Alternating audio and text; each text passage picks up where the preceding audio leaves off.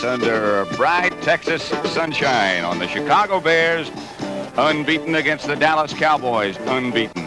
A capacity crowd again, as you would expect for a game of this magnitude, and featuring runners like Walter Payton of the Bears. And the Bears will get the ball first. They won the toss.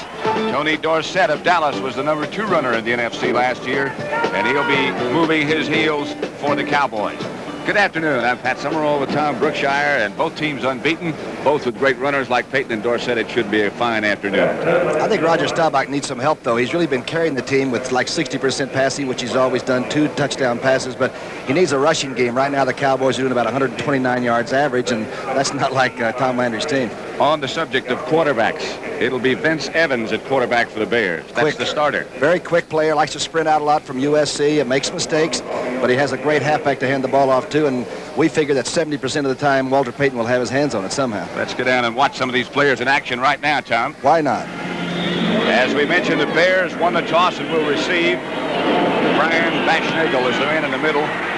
He will not return it. It'll be Ricky Watts up the far sideline and with some room and out of bounds at about the 34-yard line by Dallas kicker Raphael Septien. Well, now it's good to be back on football, Thomas. Nice to get you back. Here's a good offensive line. Dallas worries about it. Albrecht, Big Noah Jackson, Neal, the 7-year man out of Kentucky, Big Sorey, and Dennis Lick, one of the best tackles in football, and Mike Cobb, that new tight end. The receivers in the backfield, Scott and Golden Richards wide. It's a big game and very important game for him. Vince Evans, as we mentioned, is the quarterback. Williams and Walter Payton, the deep backs. That quarterback is Vince Evans, huh? It is indeed. First down at the 35 will make it. Straight ahead for about 1.5 yards, perhaps, but that's all. Dave Williams, the ball carrier. Vince Evans, the quarterback for the Bears. The defense for Dallas. Okay, Larry Cole at left end, Stalls at left tackle. Remember, he had a knee hurt in that St. Louis game. And, of course, Randy White and Harvey Martin, 2 all-pros at the right side. The linebackers, Brunig in the middle, Thomas Henderson and D.D. Lewis on the outside. They've been feuding a bit of late. Henderson hadn't started. He didn't start last week. There's Barnes, Kyle, of course, Randy Hughes, and Cliff Harris, number 43. On 2nd and 8, the Bears will operate. Evans drops the first pass in this game for Vince, overthrown, intended for Greg Latta. Vince Evans is not a drop-back passer. It looked to me like he stayed on his back leg and just hoisted that one at least 8 yards over a tight end that's 6'5". He's bound to be a little bit nervous. It was Hollywood Henderson nearest to Latta, but he was open by perhaps a step. Just a poor throw by Evans off that back foot. I think we might be looking for Golden Richards, number 83, to go in motion and catch the ball. He hasn't had a chance to catch a ball in the first 2 wins for Chicago, not yet. It is 3rd and 8. Richards split out wide to the right. It's Scott inside him. Cowboys take a blitz, run a draw with Payton, and he's got some room. He has the first down, does Walter Payton. Finally knocked out of bounds by Benny Barnes and Dennis Thurman. But a first down in Chicago. Watch it from the end zone. We were looking at this young man. His name is Payton. Watch him now. Run the draw. Get outside. Watch him run through Cliff Harris, number 43. You cannot arm tackle him. He just leaves Henderson. I don't think he's quite 5'11". I think he's about 5'10". He bench presses 390. He is strong, fast, and you've got to use the shoulder in a lot of them. Word just comes to us that game is in overtime. Denver and Atlanta, 17-17. 1st and 10, Chicago at the Dallas 49, at their own 49 make it.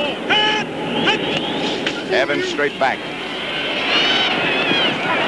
Intended for Mike Cobb, number 87, knocked away by Thomas Henderson. Good coverage by Henderson.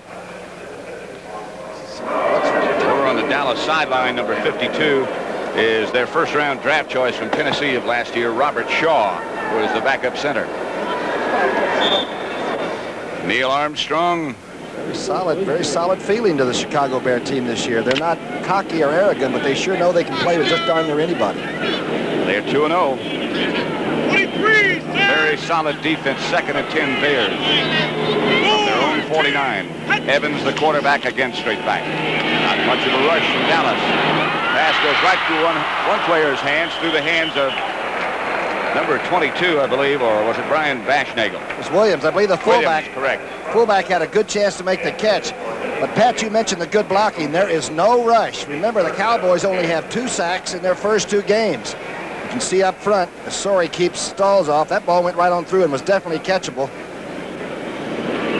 It was Williams' hands that had slipped through. Payton might have had a chance at it. That's a final score. The New York Jets got back on the track by defeating Detroit 31-10. That makes them 1-2. Detroit 0-3. Philadelphia final score 26-14 over New Orleans. 20, Cincinnati 14. That's the final. Third down here. And still 10. One setback is Williams. Evans under rush, under pressure. Gets in Dallas territory. Has his first down and more. Inside the Dallas 35 to about the 34. First down Chicago, stopped by Aaron Mitchell. Woo. Big rush by Thornton, the rookie from Illinois. Watch the left part of your screen. You'll see 71 come up the middle. 77, pardon me.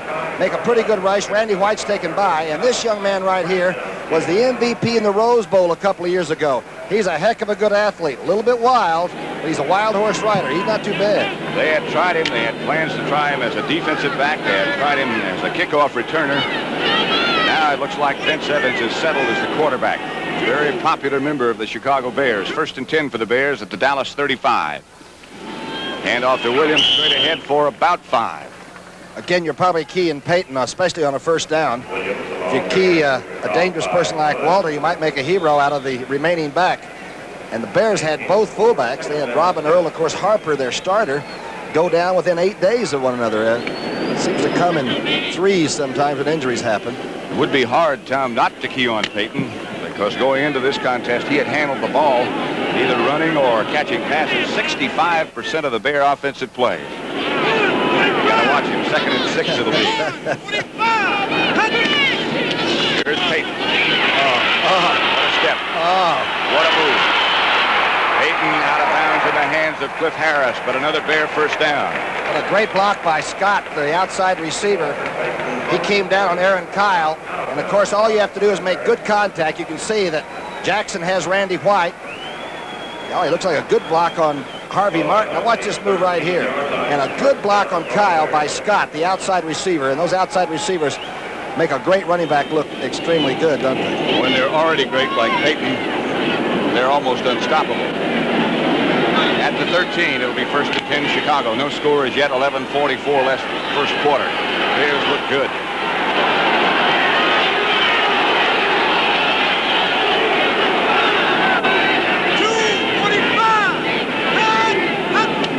Evans to Williams. To the 9. Good hold.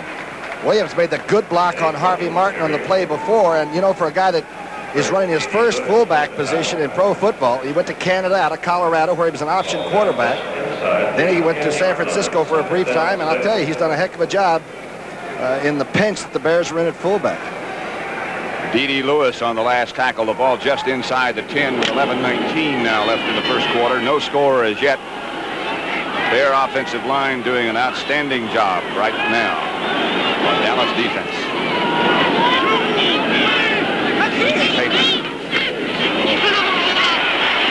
Jackson out in front.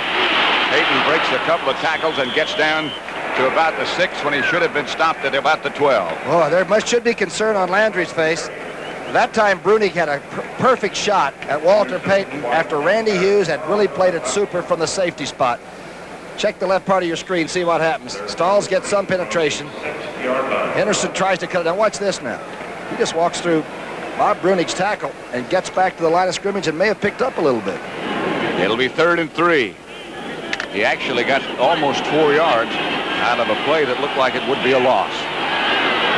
Good play here. One lone setback for the Bears.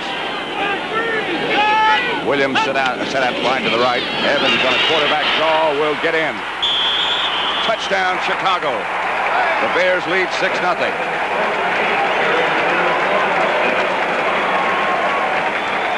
And never gave up the football. The Cowboy offense will have to warm up all over again. They took the opening kickoff, got a good run back, and 2 key runs by the quarterback, who steps back, and this one looked to me like it was planned. Set up Stalls by holding it up there like it was going to be the pass. Got a good block from Sorey and also from Baschnagel on the outside. He set up that block on Stalls by Noah Jackson very nicely with that quarterback fake. A drop step and then straight ahead. Thomas is 3 for 3 on PATs. Baschnagel will hold. He's 4 for 4. Bears 7, Cowboys nothing. We have 10 minutes and 13 seconds left to play in the first quarter at Texas Stadium, and the Bears have taken a 7-0 lead over the Cowboys. Total plays 11, total yards 65, 1 touchdown for the Bears. Peyton with 3 carries and 32 yards already. Bob Thomas will kick off. Landry and Armstrong, you saw in the inset, was out of bounds, and they'll do it again. Back deep for Dallas to return will be Ron Springs, their number 5 draft choice, and number 81, Steve Wilson, who is the son of a guy we played against, touchdown Tommy Wilson, who used to play with the Rams. Ronnie Springs, though, does have springs. He brought back 3 kickoffs against San Francisco, all out over 30 yards apiece, and he can break one anytime. He's a great find by this Dallas organization. There is Wilson. Tommy Wilson was some ball carrier. He played in the NFL as late as 1963, and now his son is playing. There's Ron Springs, who was the intended receiver in the Gator Bowl game.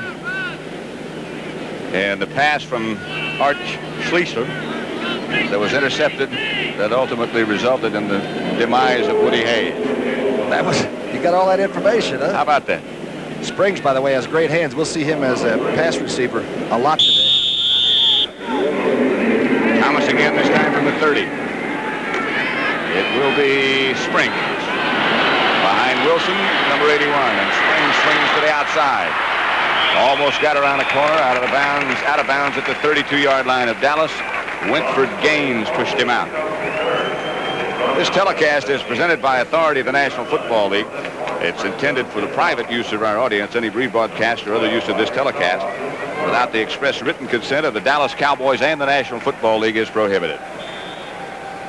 The offense for Dallas. Donovan, Scott, Fitzgerald, Rafferty, and Jim Cooper, the Temple free agent who's done such a great job in there for Rayfield Wright. B.J. Dupree, the tight end. The Dallas receivers in the backfield. Jay Salvi is in the game. We'll run the rest of them down for you in a minute. Here comes Salvi in motion. Dorsett is deep. Well, that's Newhouse, the ball carrier. Wrapped up by Mark Hartenstein. This is the reason that the Cowboys have had some trouble with 3rd downs, because they've been 3rd and long. They used to get 4 yards on that first running play, and they're just simply not doing it. There's the big rookie Hampton at left defensive end from Arkansas. Osborne, Alan Page, who is really quick right now, and Hartenstein, the big Penn Stater. The linebackers will be Muckensturm, Hicks, and I believe Buffoon is starting in the middle. For the first time. And that's the secondary. Schmidt, Livers, Plank, Waltershy. And they all hit. The Bears will hit. Finsick still resting. Dorsett in motion for Dallas, and Staubach will drop. He's had to do it throwing. He does it to Salvi, who almost spun out of the grasp of Doug Plank, but he got a Dallas first down. A good throw. Boy, Salvi has just stayed around for the years he's been with Dallas, waiting for a chance to play, and now he's getting that as an outside receiver, which really helps when you think about Tony Hill on one side and Pearson and Dupree, and then you can put in Salvi too. And how about the big 6'6" rookie that they can also come at you with, Cosby. A lot of horses. 1st and 10, Dallas. And this is Dorsett swarmed on by Osborne and Alan Page. Looked like it might have hurt him a little bit. He was a little bit slow getting up, number 33 was. Of course, Dorsett got in a good second half against San Francisco. Watch this. Again, a first down play. And this is when Roger needs yardage. Give me 4 or 5 on that first running play. Then we'll end up with 3rd and 2 rather than 3rd and 7 or 8. Let's see how the big Razorback did. The rookie Hampton at the defensive left end spot. Dupree does a pretty good job staying right in his face. It'll be 2nd and 13. Scott Laidlaw is the lone setback, and Staubach brings the ball back to Laidlaw, and he'll get another first down for Dallas. Doug Plank again on the tackle, but a good-looking play for the Cowboys this time. Neil Armstrong looking down with concern. Super block by Herbert Scott. Left guard pull 68. Watch this crackback block from the outside. Clean, legal maneuver, and just strips off that pursuit. Dorsett's out in front, blocking for Laidlaw. And doing very well. Miami, Minnesota. In the 4th quarter, Miami Dolphins lead 13-12 over the Vikings. Robert Newhouse is right behind Staubach, and now he moves away along with Dorsett, and Dorsett goes back deep in the eye at the moment. First down, Cowboys. Drew Pearson in motion, and the handoff is to Dorsett. Racked up by Hartenstein again from the offside. Dorsett looked like he might have hesitated just a little bit at the line of scrimmage because there was no hole. There's a guy who didn't hesitate at all in that first drive that the Bears put together. That is Walter Payton looking on.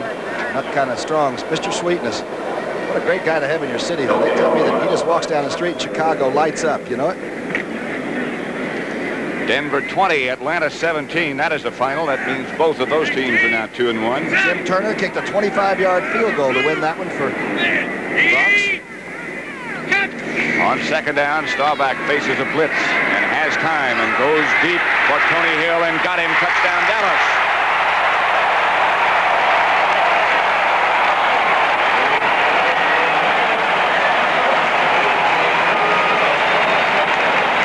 The 12th catch for Tony Hill this year and the second touchdown. And Roger Staubach, for having a sore elbow, really threw that ball sharply.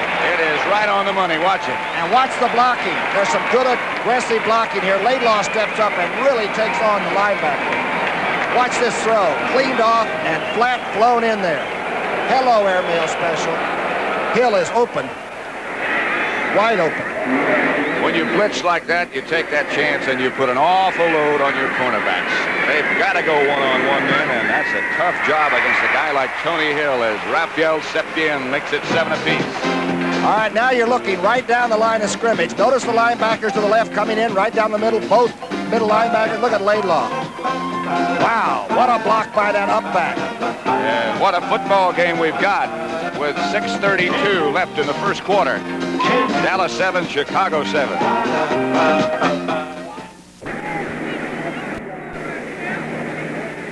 The number of plays it took the Cowboys to get even on the scoreboard was 6 as Rafael Septien trots up to kick it off. High booming kick chases Brian Baschnagel back into the end zone where they will down it, and wise choice it was. Good kick. Fine kick. Remember, that came from a 35 all the way into the end zone. Cleveland defeated Baltimore by the score of 13-10. The Browns remain undefeated. Baltimore goes to 0-3. Now, if Walter Payton gets 3 yards or more, he goes past Rick Caceres as the all-time Bears ground gainer in 5 seasons, and old Big Rick did it in 10, In right? 10 years, right. And I'm sure he's looking on right now. Down in Tampa. I ache every time I think about Big Rick. I'll tell you, Walter Payton's a great running back, huh? There's no question about that. Sometimes you use that word too often, I think, but it applies to Payton. Williams this time straight ahead. Dave Williams, this is. Stopped by the middle of the Dallas defense. They started from the 20. They got 3, so it'll be 2nd and 7. That band is from Fort Walton Beach, Florida. They were on the bus for 18 hours to get here to perform at halftime from Choctawhatchee High School. They like that.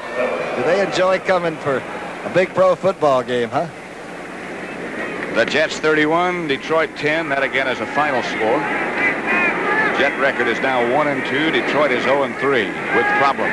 Let's see how that left side of the defensive line handles this Chicago rush. It is Payton on a draw. He broke 2 tackles. Still struggled for perhaps a yard, but that might be one of his better efforts. And Brunig has got to be one of the strongest linebackers in football. Watch number 53 now get his hands on a quick draw.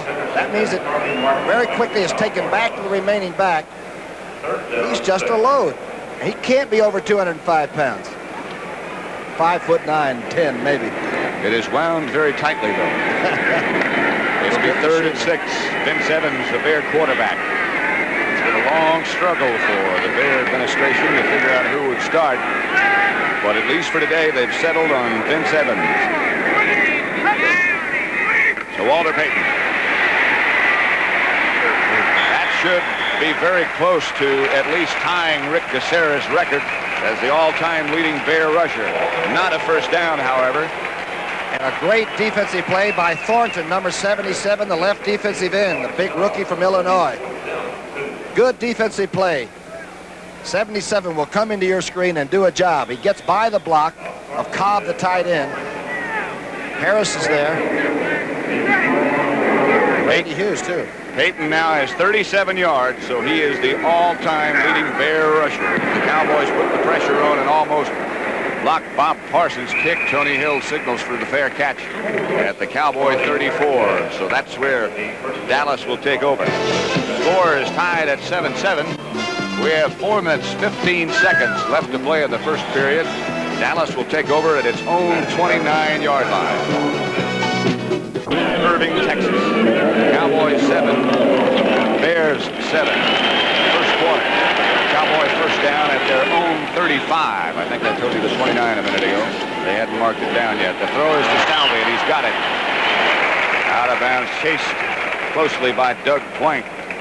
Again, we had heard that Roger Staubach's elbow was bothering him this week. He pulled out the San Francisco job in the second half. And of course, a good opening game against St. Louis, and he's having to do a lot of it himself, but he really is throwing the ball extremely well. First quarter score, the Buffalo Bills, who got their offense in gear last week, lead San Diego 6-0, second and 3 for the Cowboys. It's pretty hot down in the field. It's about 85 degrees, and it might be warmer than that in the sun. In that sunny spot, back in the shade, it's not too bad. Salvey in motion. Try to run that outside trap, and Newhouse spins and twirls for perhaps a first down for Dallas. Over 100 yards rushing for Newhouse against St. Louis. Then he sprained that ankle. If he's healthy, first downs will come by almost automatic reference, right? Seattle Seahawks 7, Oakland 0 in the first quarter. As Newhouse goes out, and Laidlaw replaces him. He'll be one of the Dallas running backs along with Tony Dorsett. Is that a new sport coat on Landry, that check job? Is that a new period in his life? The most famous clothes model in Dallas, I think, is the Cowboy coach. There he is. Didn't come from the Army Navy store, I'll tell you that. Very dapper fellow. Outside it goes to Tony Hill on what is supposed to be a quick screen, but Jerry Muckensturm is out there in a hurry. Shaking his head like it wasn't executed properly. How about this ticket? Landry for President Brookshire, which is misspelled. For Vice President. I'll vote for that, Tucson. Have Taco will travel. That would be my program, right, as Veep? I think I want to travel with the Vice President. San Francisco 10, Los Angeles 0. My new deficit spending program. You'd like that, huh? I can contribute to that. All right. Pack your bags. Another member of the cabinet. Dorsett swinging to the outside, down inside the Bear 40, stopped by Livers, but it's a Cowboy first down. The only time Dorsett is slow is when he's going back to the huddle or dropping a mirror on his toe. Look at this move inside. They say he's about 191 or 2 pounds because of inactivity. He looks pretty sleek. He's still thoroughbred. Good play on the defensive side to keep him inside by number 24, I believe that was Virgil Livers that made the good tackle. Minnesota losing to Miami 20-12 now in the fourth quarter. Dorsett and Laidlaw are behind Staubach. He will bring back to Dorsett. Again, he has room into the Bears secondary. Down inside the 25 is Tony D. Livers again on the stop. What's the block by Laidlaw, number 35? The fullback goes outside. Goes on through on the back. What's the cut? All you have to do to block for number 33 is go out and hit somebody. He'll make it look like it's textbook. Alan Page, see what happened to him. Once in a while you could run it, Alan. I think that was always a problem. Actually, he got arm wrestled. And he lost this time. Think there's any holding on the line of scrimmage? Well, here's Staubach under a blitz again, and he gets out of 1, gets out of 2, and can't get out of the rest of it. Alan Page led the sacking pack. That's the 12th sack for the Chicago Bears. Good time to do it, too. The goalpost was not that far behind him. Good move by the linebackers. They sent 3 of them that time. Take a look. Roger knew this one was over. Again, the poise of the 11-year veteran from Navy. And I'm not going to get it off this time. I'm going to take a slight beating, but I'm going to keep the hog bladder close. That sets up a 2nd and 20 situation with just about a minute and a half left to play in the first quarter. There will be less than that when this play gets underway. Line of scrimmage, the Dallas Cowboy, the Bear 34 with the Dallas Cowboys in possession. Shotgun for the first time today, and here comes the blitz again as Staubach hung in there.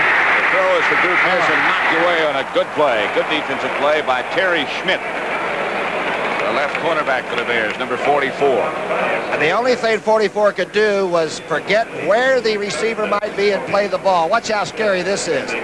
This is the great Drew Pearson, and 44 didn't even worry about where he was. Schmidt did a good job. Staubach took a real lick from somebody just as he let it go. Yep, they decided to blitz the shotgun on 2nd and 20. Everybody arrived there.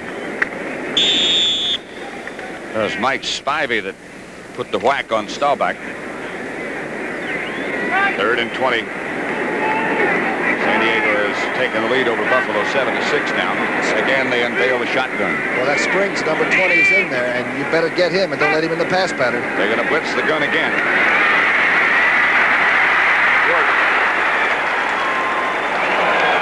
That took him out of any sort of thought of field goal.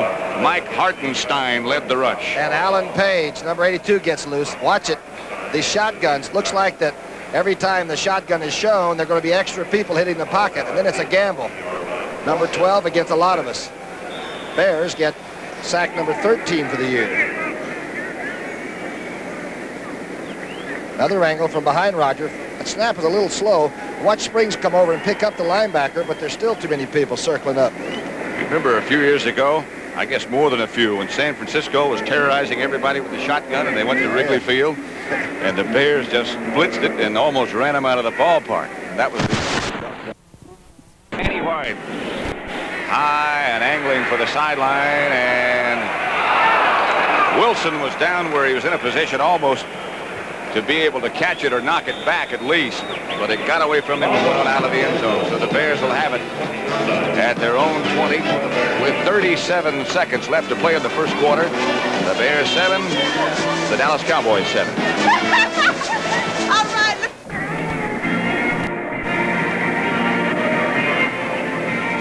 The Great American Truck Race. Bobtail trucks. I'd like to have been in that. I thought you were in it. No, I should have been.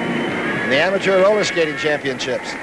Speaking of a guy who can wheel it a little bit, there's Thomas Henderson. We'll watch him this play, all right? He runs like he might be on roller skates sometime. That's how he gets around very quickly. Left side linebacker he is, number 56, as the Cowboys flex it. Payton will run it. 8 or 9 yards for Walter Payton. Bob Bruning had to come out from his middle linebacker spot to make the tackle. Fourth quarter score, the Tampa Bay Buccaneers still unbeaten, leading Green Bay 21-10. We've watched Payton on a lot of films and games, and some people say he cannot run to the right, that he likes to run to the left side, and backs or running backs have favorite lefts and rights, but that time he ran to the left side rather effectively. Looks to me like he can run in just about any direction. But he really runs to the right. Better. Hot. First quarter's over. Quite a contest at Texas Stadium in Irving, Texas, with the Cowboys and Bears locked at 7 apiece. And that's the end of the first quarter. Tie score.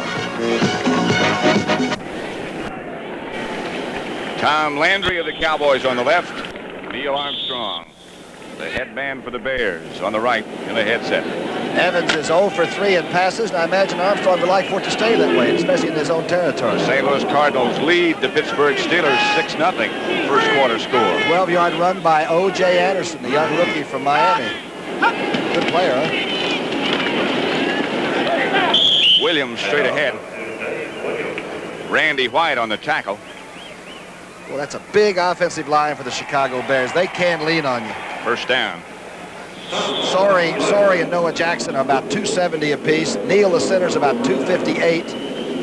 Albrecht is 260 at left tackle, and Big Dennis Lick is about 270, the Wisconsin All-American at right tackle. They can lean on you even if you're the Dallas Cowboys defense. Vince Evans. The Bears have it first and 10 at their own 31. Opening seconds of the second period, and Evans throws. Completes his first pass of the day to Golden Richards. First pass he has caught this year, Richards. Evans was 4 for 7 last week in the big win. Hit Scott with a TD pass, but that's Golden's. first catch. He's still very popular here in Dallas. He gets quite an ovation, huh? When he was introduced today, he got quite an ovation. Greg Latta checks in with a play for Vince Evans. By the way, in the game involving Atlanta, their young running back, William Andrews, picked up 41 yards and 20 carries. Did not get the 100 yards he needed to become the first rookie ever in the history of the league to have 3 consecutive games like that in his first time out. Bob Brunig made the tackle on Payton, but he squirmed for another Bear first down. There's some great runners, and I missed a lot of great runners in my short career, but everybody gets in line behind Walter Payton right now. He crawled that time and almost broke the play while crawling. Tom, there is another rookie. That's Houston 20, Kansas City 6. O.J. Anderson of St. Louis, who has a chance to become the first rookie ever to break the 100-yard barrier in his first 3 games. That game is still underway, and he has 18 yards so far, so he may not make it. He's got a tough task against Pittsburgh. Evans, as a flag goes down, holds the ball behind his back in the shadows. O.J. Anderson had 193 against Dallas on opening day down in St. Louis. He is brilliant. There is Bob Thomas. He's got a new holder. Not on the active roster. The holder's done. Thank you.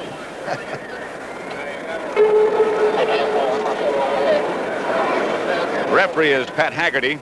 Obviously something malfunctioning with his microphone. You can hear the call. Shout it out, Haggerty. Shout it out. Alan Page looking on. Bit of a gray beard now. I know how you feel. Just not as quick. Gotten old, but just not as quick as Alan. That's all. First and 15 it is for Evans. Walter Payton takes the fake and takes the football. Loses the football. And Cliff Harris comes up with it. They might have said he's down. No, it's Dallas ball, I believe. Yes, it is. The Cowboys have it. As Payton had it jarred loose and Cliff Harris picked it up. This is the extra yardage. Dorsett fumbles occasionally. All the great runners will fumble because they're going for the extra yardage. And there it is. It was on his hip, and Randy Hughes hit him on the left hip. And the ball went off his right hip, and number 43 has it. Harris again. And the Cowboys have the first turnover of this contest. Score tied at 7. Cowboys have the ball.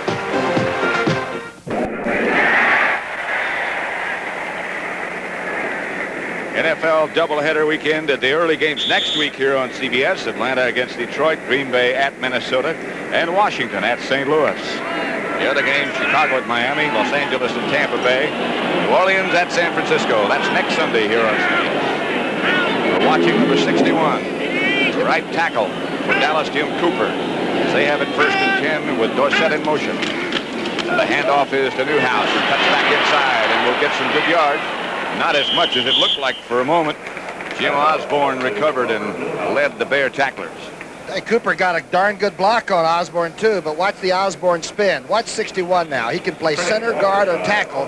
Makes pretty good contact. Doesn't quite get in front of the numbers, and Osborne spins and comes out. We said that the Bears will sort of ravage you because they're sort of wild whackers on defense, but they will hit. It'll be 2nd and 5 here. In St. Louis, the Cardinals lead Pittsburgh 9-0 as Steve Little has kicked the field goal. Dorsett tried to pick his way. Again, it's Osborne and Muckensturm who makes the initial hit on Dorsett. Watch Cooper again, 61. All right, here's the free agent. Remember, Rayfield Wright was there for years, then Frederick got a shot at it. This time, he takes on Hampton, the All-American from Arkansas, and got him out of the play. Cooper is a hustler, though, and Landry's always said you play with the strong left side, which means heart. That's not just a cliche. I guess that's been proven here in Dallas, huh? Many times. 3rd and 1 for the Cowboys as Dorsett goes back deep. Saldi up on the right flank, and Staubach tries and does get it himself. He's all the way down to the 30. Tom Hicks, who is playing middle linebacker now, made the stop. San Diego 13-6 over Buffalo now in the 2nd quarter. You know, I asked Roger what training camp was like this year. He's an 11-year veteran, put in years in the service and what have you, and he's got his children, and 5 of them, 13-year-olds the eldest, and he said, training camp seemed like forever. He said, you know, when you get a little older, you're thinking about home and relaxing a little bit in the late summer instead of going through 2-a-days. I can remember. Long time ago. Got a good memory, right? Yeah. 1st and 10. Staubach looking to the outside, gets Billy Joe Dupree, maybe a couple. Doug Plank takes Dupree down and takes him down as he usually does with a lot of authority. Using the man over the middle, that's Osborne in the over defense over Fitzgerald's nose. Roger came right out throwing on it. And again, the Bears will show you a 3-man front, a 4-man front, a 5-1-5. They will really mix up the defenses as these people mix up our minds, I guess. It's a 1-yard pickup. 2nd and 9. Staubach gives back to Dorsett, who looked like he might have some room inside, and still continues outside and is hustled out of bounds right about the line of scrimmage by Muckenstern. He's turned into a fine football player, Jerry Muckenstern. Dorsett in that stroll back to the huddle. Newhouse goes out. Laidlaw comes in, I believe, or Ron Springs comes in. They'll show him a bunch of receivers on 3rd and 9. This is the reason that the percentage, the third down percentage for Dallas has fallen off a little bit. Last year it was over 50%. This year it's under that because it's 3rd and long a little bit this year, more often than not. Preston Pearson, whom we have seen on 3rd down for many years, and a clutch situation come through. He stays in the block this time. Helps out on Hampton to Salvi. He was the intended receiver. Raphael Septien dropped zone. On the far side of the field, it was the Bears Wentford Gaines on the coverage. Doug Plank, the safety man, blitzed. Roger is finding crazy numbers flying around that pass protection pattern. Now we're going to get a field goal attempt to the young man who made a 51-yarder last week. Longest ever, huh? Raphael Septien. Let's see how far this one will be.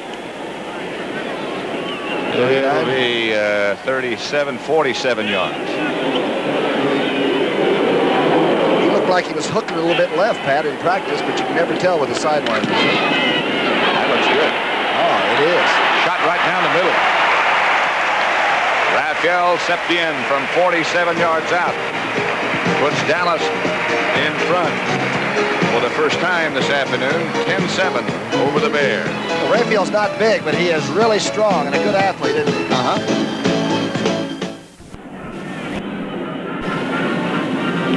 84 deep for the Bears is Brian Bashnagel. As you look at the number of plays it took Dallas to go 12 yards, 7 plays, and settle for a 46-yard field goal. They call it by Raphael Septien, who's kicking off right now. Oh, a strong kick again. And deep to the 2-yard line where it's fielded by Bashnagel. Stumbles to the outside, stays on his feet. Good return out of bounds about the 33.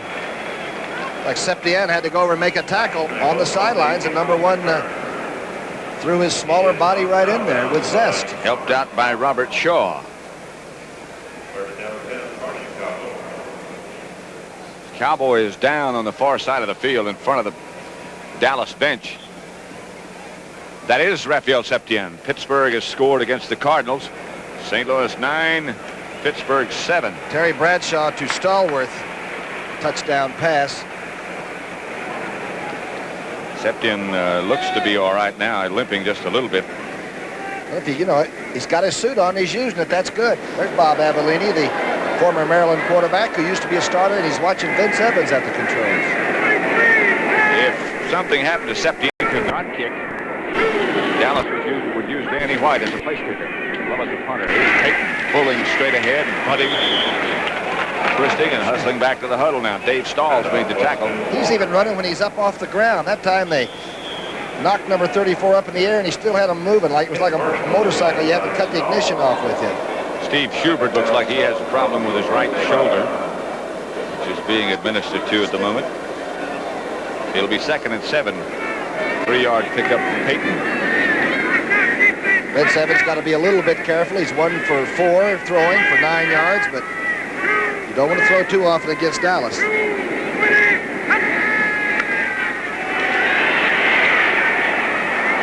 Bounces off the hands of Williams. Golden Richards might have had a chance at it, but it bounced away from him too as Thomas Henderson was involved in the coverage.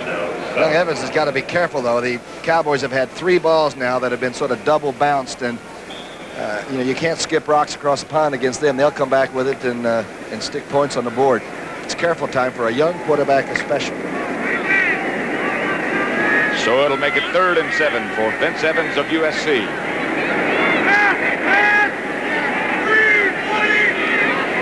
Cowboys show blitz, and they come. Pass is down the middle, intended for Walter Payton. Aaron Mitchell on coverage. What are you laughing at? Aaron Mitchell is so ornery. He's that young rookie defensive back from Las Vegas, Nevada, and he can. They say in practice he roughs up the Dallas receivers, and that time he really worked over the intended receiver for the Bears. He was very close to roughing him over before the ball got there. Yes, he does it early or late, whenever. Tony Hill back for Dallas will check the hang time. Line drive kick. The hang time won't be too good. Hill took it at 25, looking for some kind of a punt return, an area in which the Cowboys have not been all that successful in recent years. One of the few. Spivey made a good tackle for Chicago. These teams are pretty evenly matched. You know, they should be. They're both unbeaten, right? Dallas up by 3 at the moment. We have 9.5 minutes left to play in the second quarter. The Cowboys 10, the Bears 7. 9:28 left to play in the first half. 60 minutes coming up tonight, followed by the Sunday night movie on CBS, the 10th month. That's Carol Burnett's dramatic show tonight. And of course, All in the Family, they tell me there's a problem that Slave driver Archie pushes Edith too far. Very dangerous thing to do. Doesn't say where he pushes it. Edith pushes back, maybe, huh? We'll see who wins tonight on CBS. And we'll find out right now who wins. It's Robert Newhouse, and the misdirection gets it at 3. By the way, we were talking about Walter Payton breaking Rick Caceres' all-time Bear rushing record. Robert Newhouse has now moved into 3rd place on the all-time Cowboy list of rushers, behind Don Perkins and Calvin Hill. He went by our friend that uses the snuff, right? Little pinch. Went by Walt Garrison. Blocking on Page. Yeah, again, you once in a while could run at Alan Page. You didn't want to run away from him. They didn't get a lot of yards, though. It was good defense by Hicks, the linebacker. Only 2. As Dorsett loses it, the Bears might have it. No doubt about it. The Bears recover Dorsett's fumble. Dan Hampton, the rookie from Arkansas, gets it. Dorsett fumbles once every 27 times he carries the ball. That's a high frequency. Payton like 1 out of every 35 times. Look at this. In fact, he had it fumbled before he got hit. Never had it, did he? Ball was never there. Might have been a high handoff. We'll try to be as fair as we can, but that is disaster. Let's see if the handoff is good by Roger. A little bit high on the numbers and not put away. Fumbled by Payton, set up the Dallas field goal, and now the Bears have capitalized on the Cowboys' courtesy. It's back to Payton. He's tripped up in the backfield momentarily. D.D. Lewis is saying he got him, and I think that's what they'll say. He came running off that turf, off that rug, and he was at high speed again. Can you imagine what Payton would be if the rules were like they used to be, when you could get up and run again after you were down? That would be something. Good time to get him. Tie his shoelaces together while he's watching television. Watch the move now. He gets bounced a little bit, steps right through that with that thigh work, and now comes right up off the rug running. Keep tackling him. Don't quit. Of course, Harris never has. Miami now 3-0 as they have defeated Minnesota 27-12. 2nd and 9 here. Minnesota is now 1-2 as Evans fakes and is sacked by D.D. Lewis. The Cowboys blitz and take him all the way back into Bear territory, or just about.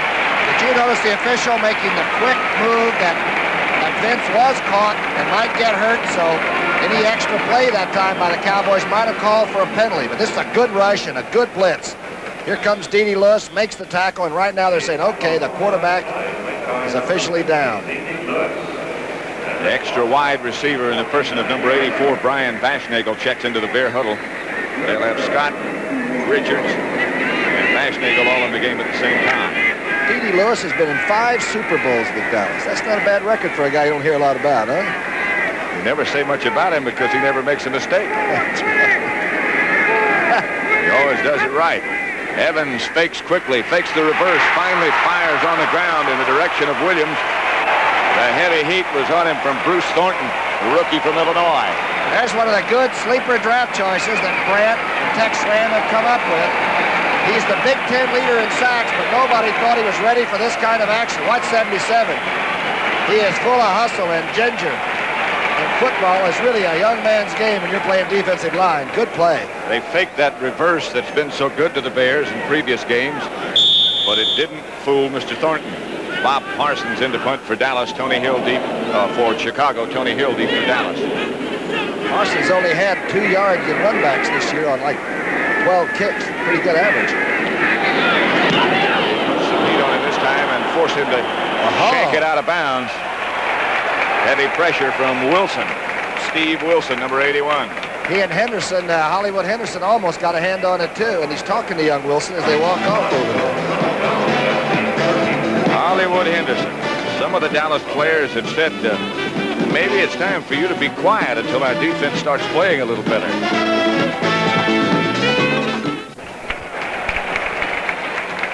Those of you who watch the Tampa Bay Buccaneers stay unbeaten over the Green Bay Packers 21-10, welcome to Dallas, Texas Stadium, where you can see the bright sunshine having its effect on our pictures and causing our cameramen problems.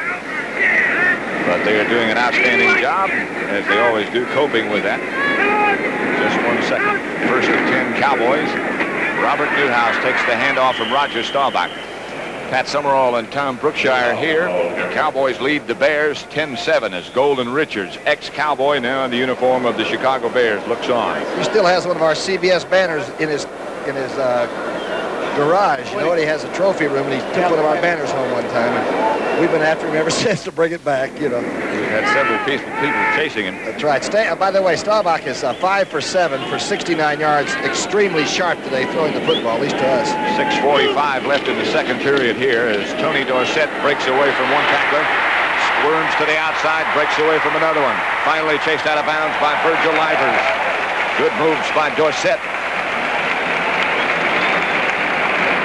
Make a mistake against number 33. Watch Hampton now get a pretty good shot. The big rookie defensive end, 90. Now look at this, good shot. And now you've got a problem. Here's an arm tackle, forget those.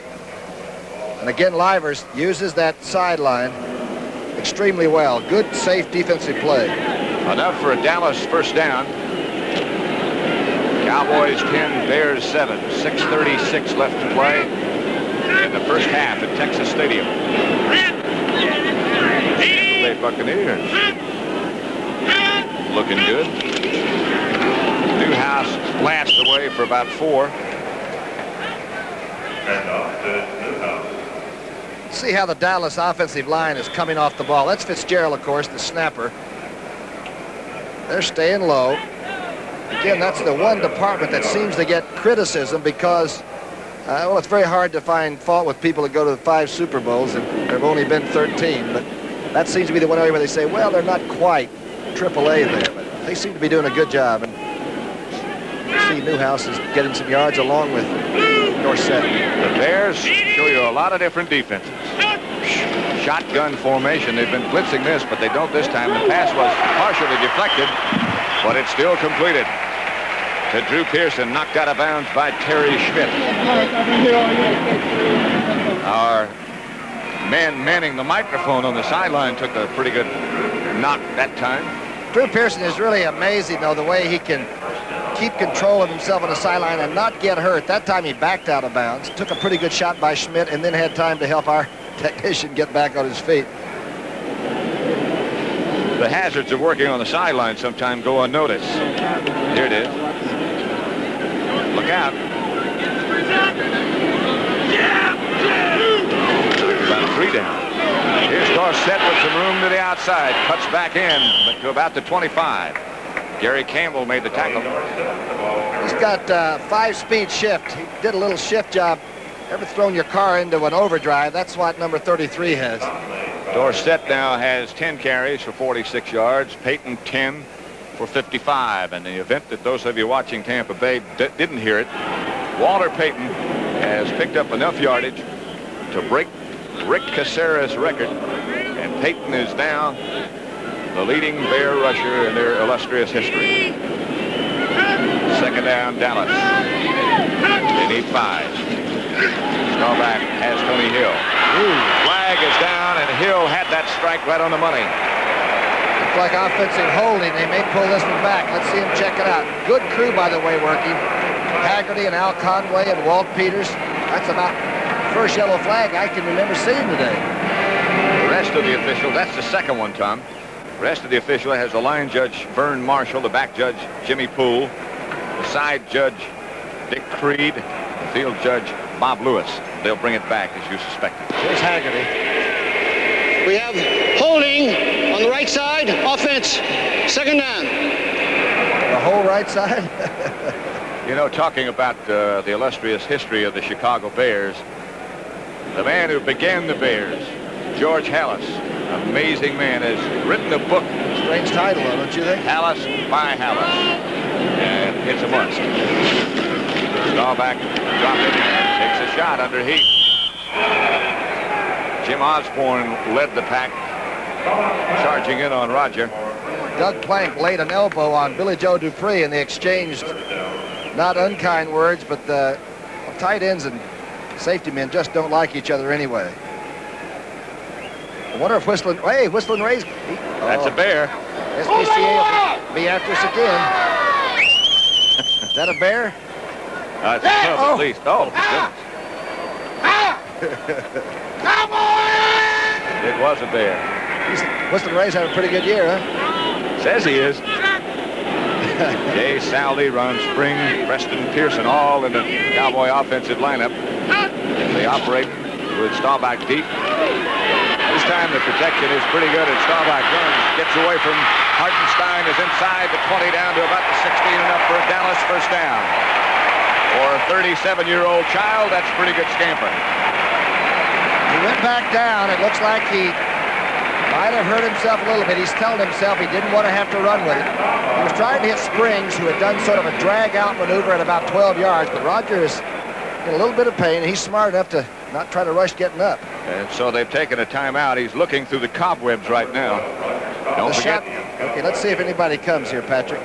No, they didn't blitz it. They didn't blitz it. They get pretty good pass blocking. You can see Rafferty and company now making a move.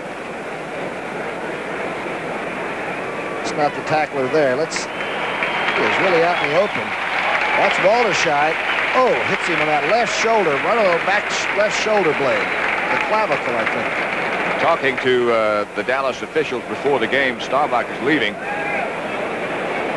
Danny White, their backup quarterback, has a broken finger. And it'll be about 2 more weeks before he's ready. Their third quarterback is Glenn Carano. And here he comes, number 18. From Nevada, Las Vegas, who has a good-looking throwing motion, but hasn't had a chance to really unlimber it yet. He hasn't thrown, of course, in the heat of a regular NFL game. Had some preseason action. Right. They believe that he's a fine prospect. All that may be, but game experience is where it's at.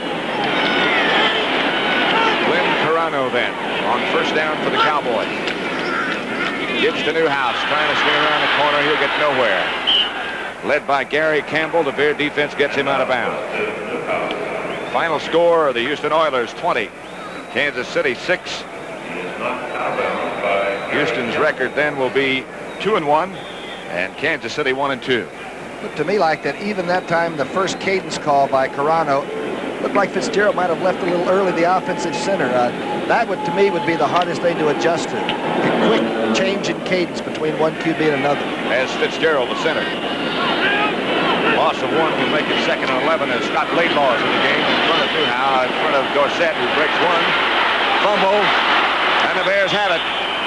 Chicago ball. It's a second fumble for Dorsett. Trouble is the word gets out that maybe is the only way to defeat you, because you're going to get yardage. You're a super running back, so one guy does a spin job and holds the runner up, and somebody else goes ball looking. Here's Hampton. This young kid from Arkansas is just ornery enough to cause some trouble. He doesn't get him. Hartenstein got part of it, and I believe it was Muckenstern. He's a hitter, too.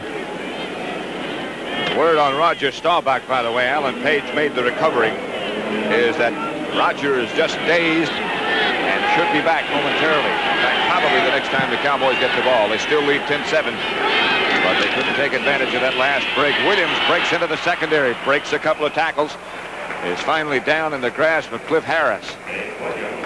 Cowboys secondary is hurting. We'll tell you who they are in just a minute. Here's the blocking against the flex on first down. Randy White gets taken down by Story. In fact, they actually ran behind the block. And again, this is a 215-pound former option quarterback that's filling in at fullback and not doing a bad job. Seattle 10 now, Oakland nothing. First down, Bears. Ball at their own 27. Payton this time gets the call, is hit by Randy White. Still made yardage. Dragged Randy. Charlie Waters, the Cowboys all-pro safety man, was hurt in preseason and is out for the year, but not forgotten. Coach Stallings might have put that up, the defensive secondary coach. It'll be 2nd and 5. Looked like not very much for Payton on that play, but he's still got 5 yards. He now has 60. And right at Randy White. 10-7, still the Bear quarterback. Williams again tries to find some room to the outside. This time they hold him just long enough for Harvey Martin, Randy White, and Cliff Harris to get him down. Good play by D.D. Lewis, too. He sealed off and sort of ruined the play right at the point of attack. And the Bears are pretty good at doing this across the line of scrimmage. They're not giving away much of their line of scrimmage. You can see to the left, Noah Jackson, 65. Look at D.D. Lewis sort of seal it right there and make the play go a little bit wider and slower than it was intended to go. So it'll be 3rd down as Vince Evans comes over to confer with Neil Armstrong, the head coach of the Bears. They trail by 3 with 2 minutes to go in the first half. The Cardinals continue to be tough. 15-7 now over Pittsburgh. How'd it happen? 1-yard TD by Theodis Brown, the big rookie fullback that's in there with O.J. Anderson right now. Cardinals going to be tough. They sure are. They were tough at the end of last year.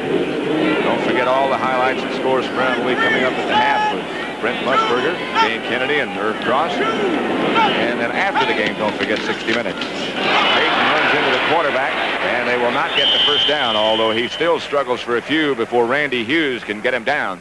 Bruni getting up with the football. Payton almost made yardage anyway, but did run into the young quarterback. I wonder if it's supposed to be a reverse handoff, or maybe he's just supposed to step straight ahead. Looked to me like the young quarterback got target fixation and ran into the... Well, that Payton's strong. Didn't he, though? Look at him pull right out of Hughes' grasp. Better kick this time from Parsons. Ball bounces around, and finally Tony Hill falls down on it.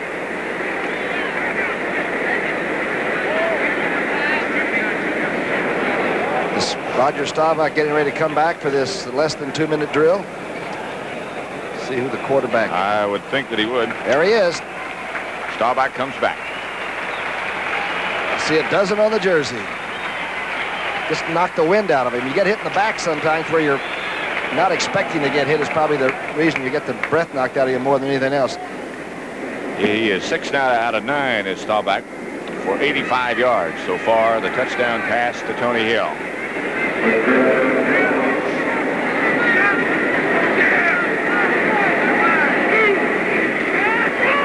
Hands off to Dorsett, who swings to the outside and around the corner. Comes Dorsett and out of bounds. He got about 13 yards. Lenny Walter-Scheid took him down. They say on the long grass field before he dropped the mirror on his toe that he was running 4.4s, 4.42s, 40s in long grass, you know. And he gets a good block by Newhouse, number 44. Watch the fullback come out, make one of the difficult blocks in football because the angle is not good. He stayed with the linebacker until he knocked him down. Good block.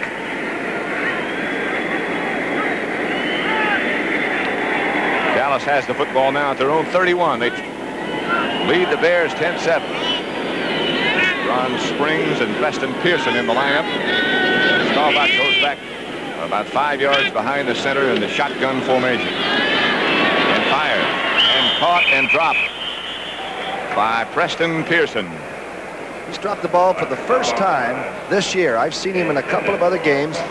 Now, he's come back and made the typical Pearson catches later on, too. But early in the game, when he's first in, Preston's dropped a couple of balls this year. Very unusual. Doug Buffone made the tackle as Burton Lawless checks in for the Cowboys with the play and tells it to Roger Staubach. But that ball was low, too, wasn't it? Low and away. 6 out of 10. That was a tough catch. Play has taken a long time. Look out for something unusual. Roger might have some trouble with the numerical part of his brain right now. He might be a little bit woozy. 1:12 left on the clock before the half. Again, the same shotgun formation. Again, the protection is good. And so is the pass as Drew Pearson, who runs those patterns like they're diagrammed, comes back to beat the ball and gets the Dallas first down. Rogers woozy, all right. Good comeback pattern by number 88. He came back a little too far, Tom. He had the first down, and then on coming back, stepped out of bounds about a foot shy of that first down. From the shotgun, Dupre going right up, clearing out. Springs takes the short zone, and now deep sideline and back. Let's see how far he was. Oh, yeah, he had it made until went on the wrong side of the stick. Virgil Livers pushed him out on the wrong side of that stick, so it's 3rd and short. Newhouse didn't get it. He didn't even come close as he tried to go over the top. That's a difficult task for him ever to go over the top. Might have been able to go under, but to go over is, you're right, it's virtually impossible. He threw his little body up in the air, but there's nowhere to go. Muckensturm was there again. I believe the Dallas defense got to come on the field. I can't believe Chicago's not stopping this clock. Punting unit is on with Danny White over on the sideline. It's 4th down. There is a sign from Floydada, Texas. Pretty good artwork, too, for Florida, yes. Don't you think? For you, me, and our spotter, Lance Barrow. We need him, I'll tell you that. So does Floydada.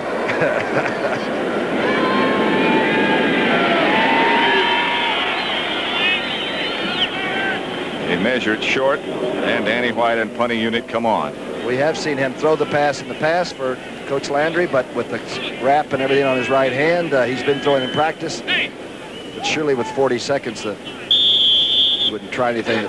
He might take a look and see what the rush looks like, and then maybe take off and run with it. We've seen him do that, too. They need about a foot for a first down.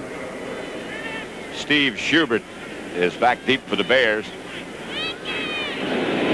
Try to block it, huh? Rafferty, the center. Didn't take much of a look, but they did try to block it. What a kick it is. Schubert goes up with a fair catch sign, and wisely so, as the Cowboys were down staring him right in the face, led by Benny Barnes, who's been great on special teams for years and years. 8, in fact, for Dallas.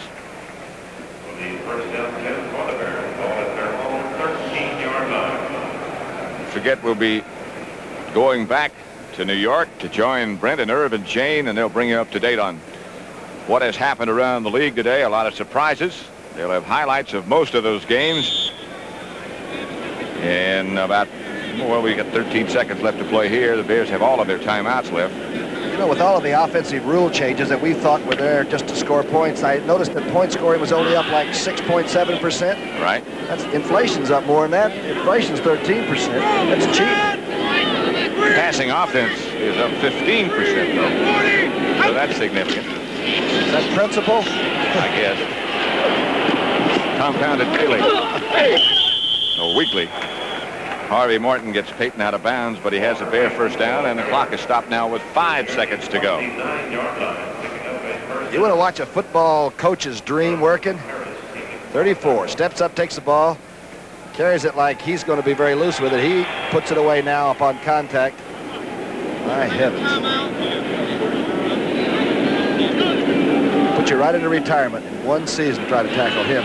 In open field, it's an impossible task almost. 12 for 77 for Walter Payton.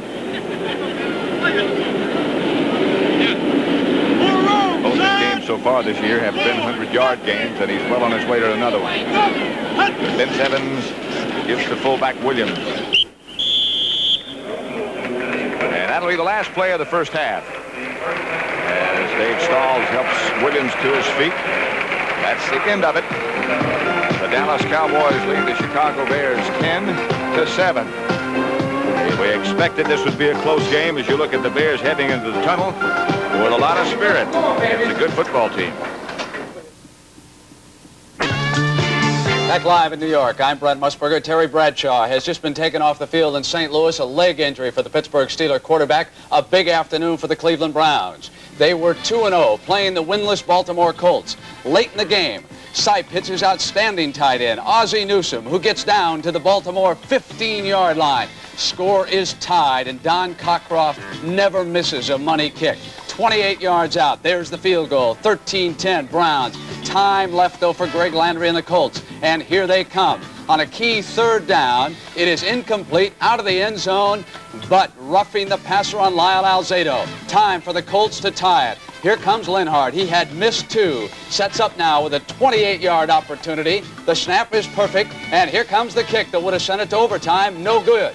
But hold on, a flag has gone down in front of the Cleveland bench, and no one picks it up quicker than Teddy Marchibroda, the Colt coach. He says, let's go, let's line him up again. There's a penalty. Get back on the field, he tells the field goal team. No such luck. Unsportsmanlike conduct against the Cleveland Browns. Thus it was assessed. After the ball was turned over, the Browns ran out the clock. They win at 13-10. The Browns are now unbeaten, and they could be in first place because St. Louis leads Pittsburgh 15-7. Jane, let's take everyone around the league right now. The New York Jets, they win for the first time this year, 31-10 over Detroit. And Kevin Long with 3 touchdowns for the Jets. Now Philadelphia is 2-1 as they beat winless New Orleans 26-14. The barefoot rookie Tony Franklin kicked 4 field goals for the Eagles, and now Brent, he is 6 for 6 for the year. And the final I just reported, 13-10, Cleveland over Baltimore on the strength of that Cockcroft field goal. And a final in overtime. Denver 20, Atlanta 17. 25-yard field goal by Denver's Jim Turner won the game in overtime despite 325 yards passing for Atlanta quarterback Steve Bartkowski. New England drives to a 2-1 record. Cincinnati still winless, 2014 final. Steve Grogan threw a 17-yard touchdown pass to Stanley Morgan for New England. Ken Anderson was hospitalized, as we said earlier, with back problems and replaced by rookie Jack Thompson. Tampa Bay, unbeaten in 3 games. A surprise team of the league, 21-10 over the Packers. Tampa Bay is now 3-0, and they lead the NFC Central Division.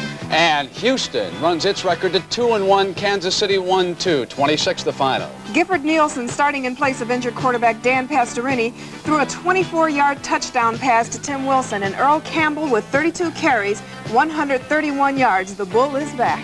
Another unbeaten team, Miami 27, Minnesota 12 in Bloomington. The Vikes fall apart in the second half. In the second half, quarterback Don Strock replaced the injured Bob Greasy and threw for 2 touchdowns to lead Miami to a come-from-behind victory. The St. Louis Cardinals and Otis Anderson, 15, Pittsburgh 7, and Bradshaw hurt. The Cardinals are surprisingly dominating the Steelers early in the first half, and as you said, they carry Terry Bradshaw out on a stretcher. San Francisco has ambushed Los Angeles in the Coliseum, 10-0 in the second period. At halftime, the game you're watching, Dallas over the Bears 10-7. Another game is at the half, San Diego 13, Buffalo 12. Buffalo giving San Diego all they can handle despite 2 touchdown runs by San Diego's Clarence Williams. And Seattle again beating Oakland 10-0. That game is at the half. We've got a lot more highlights coming up, baseball scores, and we'll be back as the NFL Today continues on CBS after these messages from your local station. Game of a doubleheader. St. Louis 4 and the Montreal Expos 3. An ideal chance for the Pittsburgh Pirates to pick up at least a full game on the Expos. They are playing the New York Mets. Candelaria in the first inning, and the slam to right center field by Elliott Maddox. Parker can't get over in time, and Maddox takes the turn and goes into second base for a double with the Mets. Lee Mazzilli on a tear has hit safely in 17 straight games, lines a single into left field. Here comes Maddox. That made it 1-0, and the Mets shut out the Pirates 3-0. Pirates still lead by a half game. One final inning in the American League. Milwaukee defeats the California Angels, and Frank Tanana. 2-1 was the final in that game. We had another overtime game this afternoon in the NFL. Let's check in on Denver and Atlanta. Figured to be a tough defensive game, and it was down in Atlanta this afternoon. Bartkowski against Norris Weeks. Weiss, the Denver quarterback, on the keeper, runs in. It was 7-0 Broncos. Back comes Bartkowski, looking for Alfred Jenkins. He's covered. Ball is tipped, and Jenkins somehow holds on at the Denver 24-yard line. Bartkowski now going back. They need 7 to tie. Got Wallace Francis alone, and the extra point ties it at 17. Time running out. Tim Mazzetti. He can win it for the Falcons right here, but he's wide, and the game goes to overtime. And it is Weiss again, not being replaced by Craig Morton this time, looking for Haven Moses down the right sideline. Moses breaks free and gets down to the 11-yard line. On 3rd down, Red Miller says that's far enough. Turner kicks the field goal, 20-17. Denver beats Atlanta in overtime. The New York Jets, winless, embarrassed last Sunday by New England. Walt Michaels knew one thing. I've got to get Wesley Walker open. I've got to get my great wide receiver some passes. But wouldn't you know it, Detroit struck first. Comlow hits David Hill. 7-0 Lions over the Jets. Then finally, Richard Todd at quarterback, and they find Wesley Walker. No finer wide receiver in all of football. Splits the two defenders down to the 15-yard line. Kevin Long hammers behind the left side of Walt's offensive line. 7-7 after the extra point. Richard Todd once again, this time working the left sideline. Watch the pass. It's beautiful. Right there, Wesley Walker runs under it, out of bounds at the Detroit 7, and once again it was Kevin Long. This time over to the right side, and it was 14-7 Jets.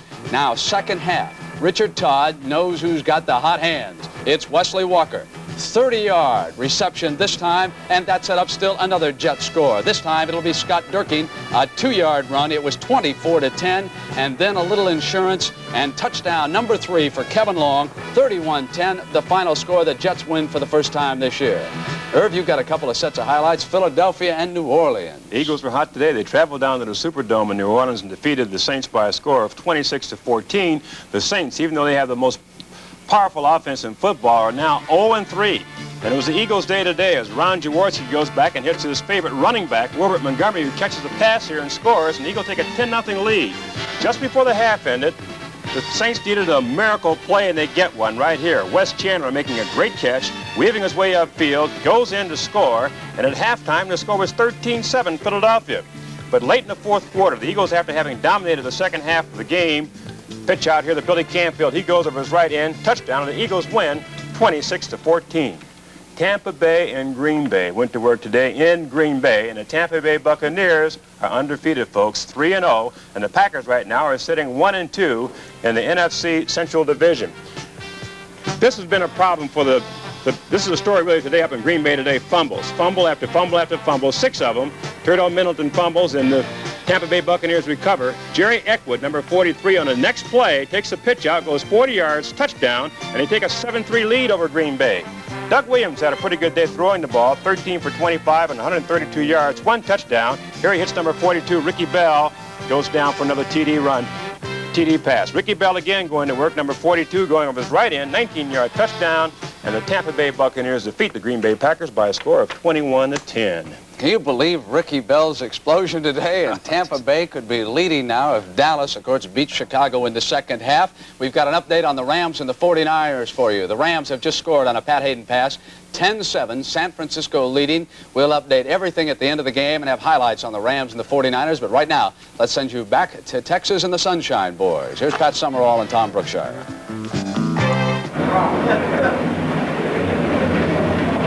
The Bears filing out of the locker room and heading back to the playing surface at Texas Stadium. Pat Summerall with Tom Brookshire as Alan Page, the veteran, makes that long walk down the tunnel. The score is Dallas 10 rather. The Chicago Bears 7, as the Bears took the opening kickoff and put together a very impressive march. Got the touchdown from Vince Evans on a quarterback draw. The extra point by Bob Thomas made Chicago lead 7-0. The Cowboys took the next kickoff and marched all the way down the field, capped off by a touchdown pass from Roger Staubach to Tony Hill. Rafael Septien got the extra point, made it 7-all. Then after a Peyton fumble, Septien hit from 46 yards out to make it 10-7. That's the way it is. Pat Summerall here with Tom Brookshire. What about statistically in the first half? What do you have? Well, it was Staubach with 7 of 11 for, of course, the touchdown pass of 44 yards, 94 yards in total, and a touchdown pass. And the running of course, Walter Payton, he had 77 yards on 13 carries. And the 2 fumbles, I guess, by Dorsett kept the Cowboys from maybe putting the game, you know, out of hand, don't you think? Well, let's get to the action and see. It's 10-7 Dallas. As Bob Thomas is just about ready to kick it off to start the second half. Steve Wilson and Ron Springs back deep. And Wilson strides up to about the 17 to pick it off. Comes outside the 20, and Wilson comes wide to the right side with some room. Steve Wilson to the 35, cuts back inside. He should get at least close, and he goes all the way, but there are flags down back at the Cowboy 35-yard line. This is going to be the new rule, the clipping. You have to make all blocks above the waist on the kicking game, on punts or kickoffs. And if somebody slipped down and blocked on the trousers of the Bears, that's what it was. They're going to call it back. What a great run. A super effort by the rookie Steve Wilson. Here it is, and let's see if we can pick up the clip. Tommy Wilson's son. The genetics are good in this family. Watch number 81 weave. You see these clips, point them out to us. Well, there's a lot of fur flying and some leather banging. There's a good block. There was no clip. Nope. We have a personal foul. Let's see who was against. Number 52 on the run back. First down. 52 is Robert Shaw, the Cowboys' first-round draft choice, but honestly, I did not see it. Great run by Wilson. The officials have been watching that rule because there are a lot of knees that have been torn up on the kickoff and punt returns. Dallas first down at their own 15. First play from scrimmage in the second half. Cowboys lead 10-7. Staubach comes right out firing over the head of Drew Pearson and out of bounds. Jerry Muckenstern made him throw it high with a good drop. Boy, Hampton, the young rookie defense, there's Wilson. He's a little bit winded, but I have a feeling with his enthusiasm, he could tee it up and go again, huh? Oh, he's young. He'll bounce back and run another one back before it's over with, right? Roger Staubach, here are the stats on him. He just missed his 12th attempt. Was shaken up late in the first half after he scrambled for a first down, but seems to be okay now. Terry Bradshaw has a bruised leg. Bob Greasy went down. Anderson got a bad back with Cincinnati. Woo. Dorsett on the first down draw play. Second down draw play, make it. Gets a first down. Stopped by Lenny Walters, shied, but Dorsett got enough yards to make him move the sticks. Let's see if the trap block. This time they don't trap. Fitzgerald goes through in the linebacker. Good block by Scott. You can see that the good running, of course, always the forward lean of number 33. He explodes on you. That time he covered the ball up with both arms, both hands. Somebody perhaps spoke with him at halftime about protecting the apple. 14 minutes left in the third quarter. First down, Dallas at their own 28. They lead by 3 as Drew Pearson trots in motion and Staubach fakes. Pearson cuts across. It's intended for Billy Joe Dupree, and he is whacked hard by Gary Campbell. That time, Alan Page was blocked so well on the line of scrimmage, he almost intercepted that little drop-off pattern to the tight end. They straightened Page up right on the line of scrimmage, which is a good place to go out and get him before he gets a chance to finesse you. Let's see. Take a look now. Watch Scott. Okay, it's Fitzgerald working on Page. He backs him up. Because he never got any penetration, well, it was over his head quite a ways at that. Good illustration there by Fitzgerald of the new rules, too, and what you can do. Boy, is Dorsett hit. Really cracked by Gary Campbell. You can open your hands, you can extend your arms, and you still won't get called for holding this year. You're almost punching, huh? It's a punch, sort of. You're almost grabbing, except you don't, or you're not supposed to. But you can extend them. Once you get them in this position, you can extend, and, well, that Campbell, a former running back at Colorado's, made a darn good tackling linebacker. 3rd-11 for Dallas. Out for the second time, for the first time in the second half. Ron Springs in the backfield. Here comes Preston Pearson in motion. The inside screen is intended for Jay Saldi. Pearson is claiming that somebody tackled Saldi before the ball got there, but The Bears had it diagnosed. Walter Scheid was inside of the Dallas uniform early. Danny White enters. Dallas unable to move the ball on its first possession outside of that one first down run by Dorsett. Steve Schubert goes back deep for the Bears. Danny White, the Dallas punter. He's been actually kicking the ball as well with the cast and the wrap on his broken finger as when he didn't have it. Averaging 43 yards today.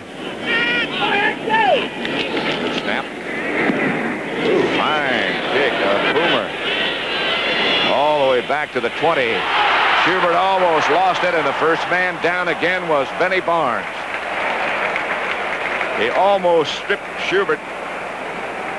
Thomas Henderson down there to help Barnes. Did you see Tom Henderson, though, not roll across the young ball player that was on the ground that time? Henderson could have sort of raked him with his knees, and he didn't do it, and he could have caused an injury and didn't. We should give him credit when he does those things. Tom Landry, I'm sure, will as he looks on. 10-7. Dallas still leads Chicago.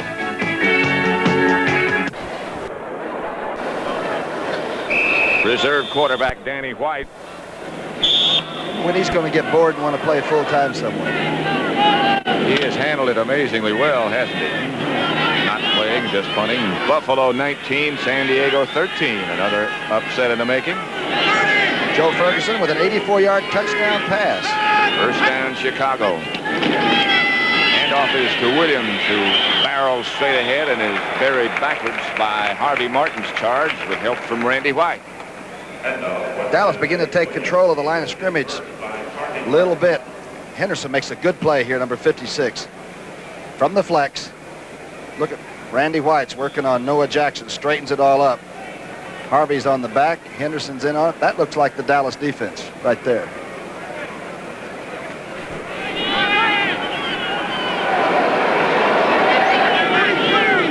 It'll be 2nd and 7 for the Bears. Then 7, still the quarterback to pitch back to Peyton. Walter's got some room. Peyton nearly to the 40, out of bounds at the Bear 39, knocked out by Cliff Harris. And barely knocked out. Harris just had to throw himself. The left side, he's not supposed to run as well to the left. That's what everybody said. Good block by the fullback on the outside. Harvey Martin just can't get to a 34. Now watch how Cliff Harris crawls across, gets some of the trousers, and then Brunig makes sure. First down, Chicago. Los Angeles and San Francisco, the 49ers had led at one time 10-0. It's now the Rams 14, the 49ers 10. It'll be 2nd and 7 here for, I beg your pardon, 1st and 10 for the Chicago Bears.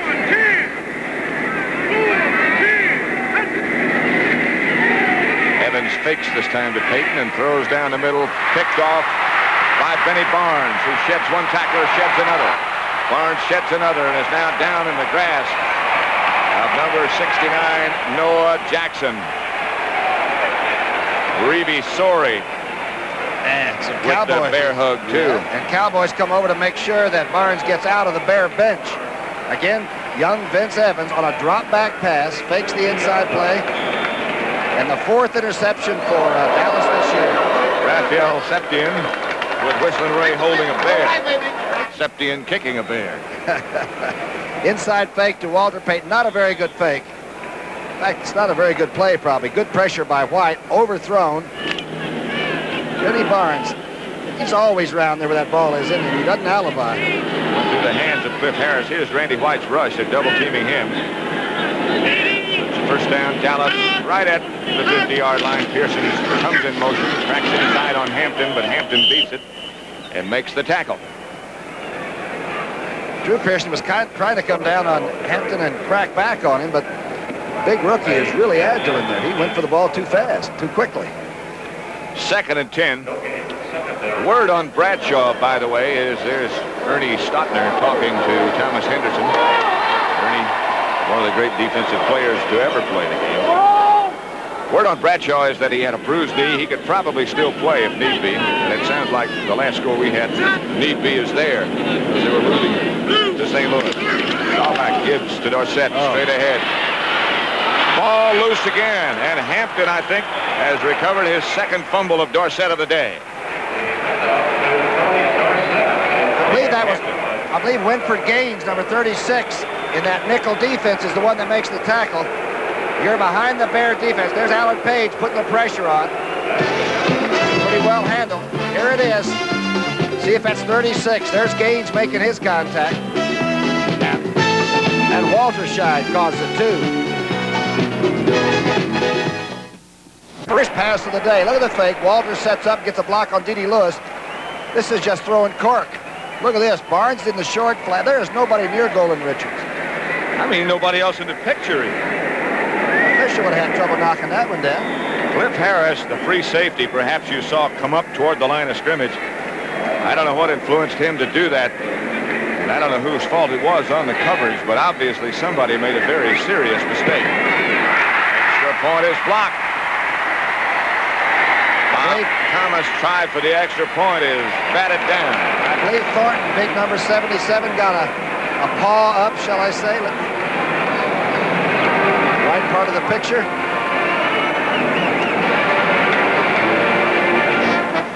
It is hard to tell who did the blocking. We'll try to find out. But it could be a very important factor. Now the Cowboys need a field goal to tie.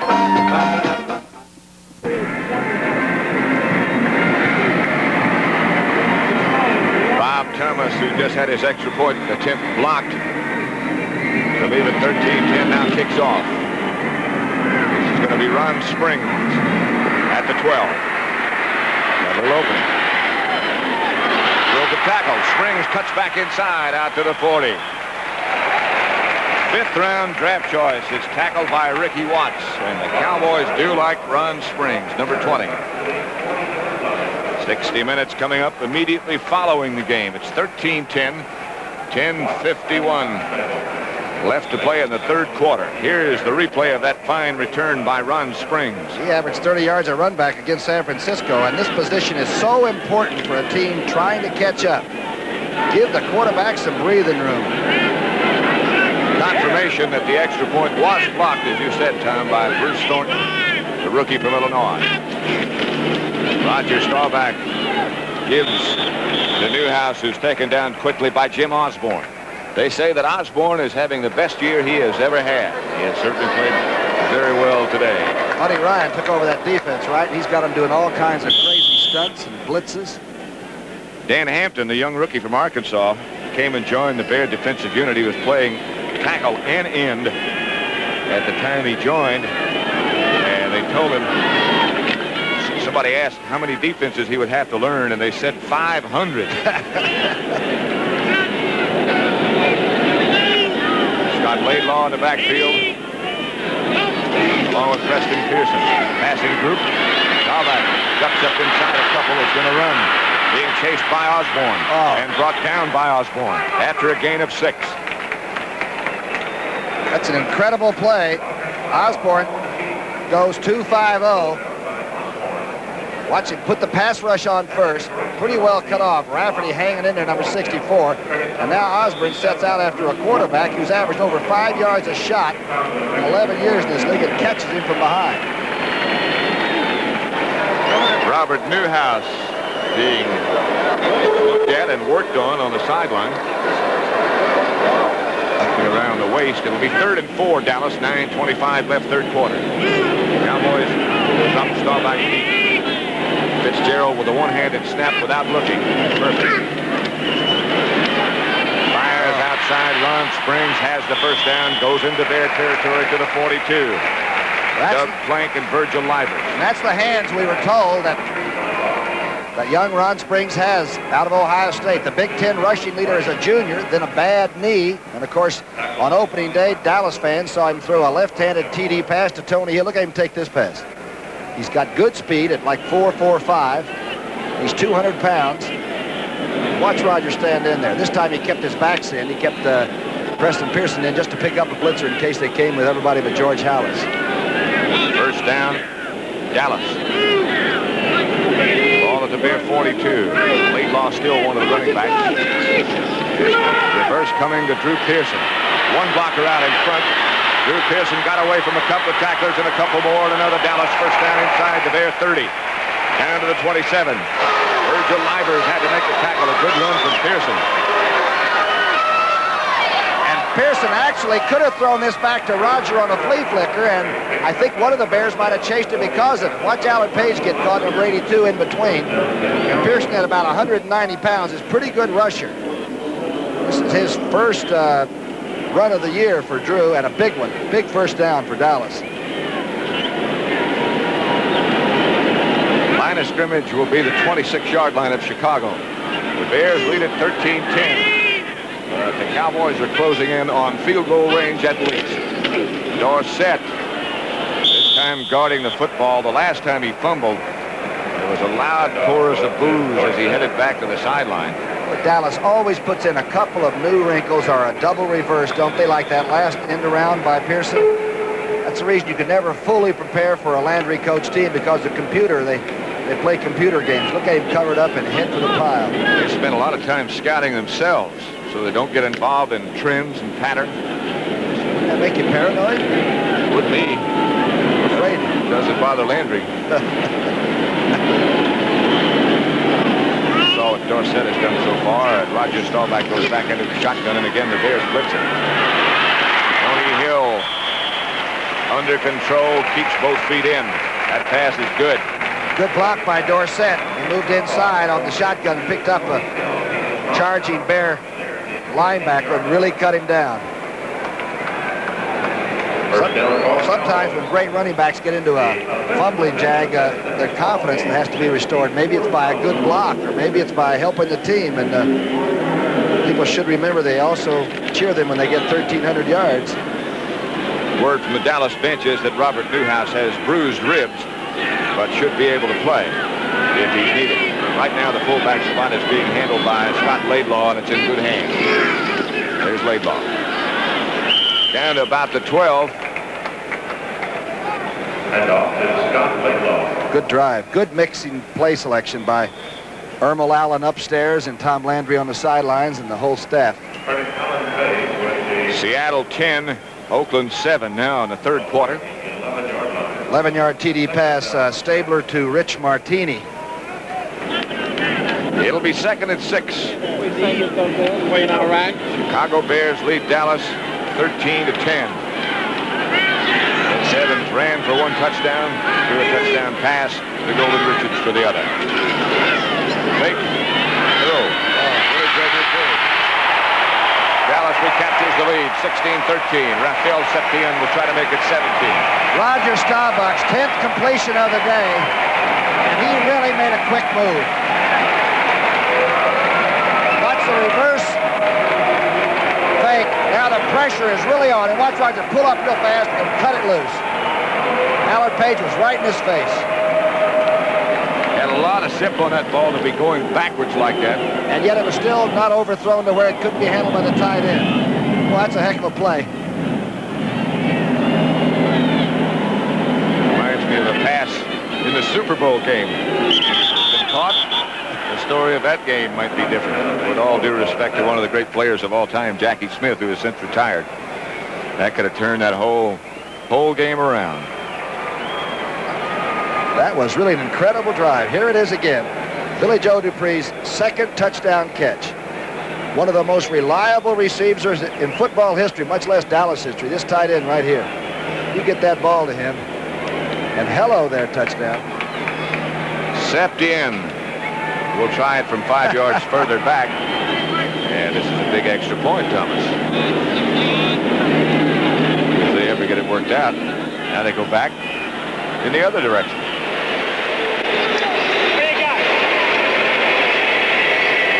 False start. Offense. We'll enforce it on the kickoff. Good move by Haggerty, who's in charge of the crew. On the next kickoff is when the offensive foul will be assessed. The rules are very hard to explain. I think Wizard White in Washington could probably do a better job on the Supreme Court. I've got 3 books, but I haven't read them all 3 times yet. And after they move it back. Offside. They may be kicking off from the end zone before this is over. Is this just for a single point, or is this is still the extra point, right? A very big point, though. I'd say it is. 16-13 the score now from 5 yards further back then. With Glenn Carano holding, Danny White regularly would be, and after that, Charlie Waters would be. It will be 17 is true. Now Chicago needs a touchdown. Can't use the field goal to tie. Dallas Cowboys, 6 minutes, 11 seconds left to play in the third quarter, lead Chicago by the score of 17-13. It'll be from the regular place, 35. The Dallas drive, 8 plays, 60 yards. Raphael stepped in, set to kick. Pat Summerall with Tom Brookshire at Texas Stadium, where the Cowboys lead the Bears 17-13. It's Steve Schubert this time returns the kickoff and goes down at the 20, gets back up, and is down finally with authority at about the 22. Aaron Mitchell came down, the young cornerback, the wild whacker, the draft choice, number 2. What does he like to tackle? Word is that Terry Bradshaw, who had bruised his knee, has returned to the Pittsburgh game. All right, Vince Evans is 2 for 9, but the yardage is up, of course, with that Golden Richards isolation job. 61 yards in the TD pass, but 2 for 9. He's got to run Payton to make it move. Payton is deep.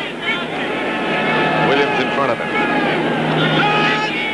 From the 21 they operate, and Walter Payton will do it. Up outside the 25, Thomas Henderson, Bob Brunig. You need a group to get him down. Harvey Martin helped. Henderson's playing good football today, the number 56. Seems to be. Everybody gets offended. They think he's controversial, but when you're a 9'5" man and about 212 pounds as a linebacker, you can play, and I think Henderson's always played extremely well. 5-yard pickup by Payton makes it 2nd and 5. Payton closing in on that 100-yard figure. 96 he has now. He's played 2 games in the regular season this year. He's gained over 100 in both, and he's gained over 100 in this one now. Is he something else? Randy Hughes thought he had him right in the hole. Comes over, straightens up his blocker, and starts to make a tackle, and Payton's gone. Uh-oh, he's holding his back a little bit. I said he is not a tremendously large or looming figure to be taking this kind of punishment. Neal makes a good block, the offensive center. Now Albrecht gets his man. Randy White strips him across the back. Benny Barnes straightens him up, and that's when he might have hurt his back. It's sort of a takedown. They have one of the best-looking rookie backs I've ever seen. Payton 114 yards. And the person of Willie McClendon behind Payton, but you don't get much of a look at him as Williams struggles off the left side for a couple, and that's all. Payton has the sense of humor, though. They said he has the giant schnauzer. I happen to have one, so I know about big dogs like that. And they said he took it into the dressing room one day, and Parsons was going by the kicker, and the dog chased him into the shower. And the dog's name is Sweetness now. They nicknamed the big dog Sweetness. Thank you. That's a funny sense of humor. Well, you could. When you have your dog chasing your teammates. Spend a lot of. Got a clean team, though. Everybody's in the shower room early. 2nd and 8. It's all a zoo, right?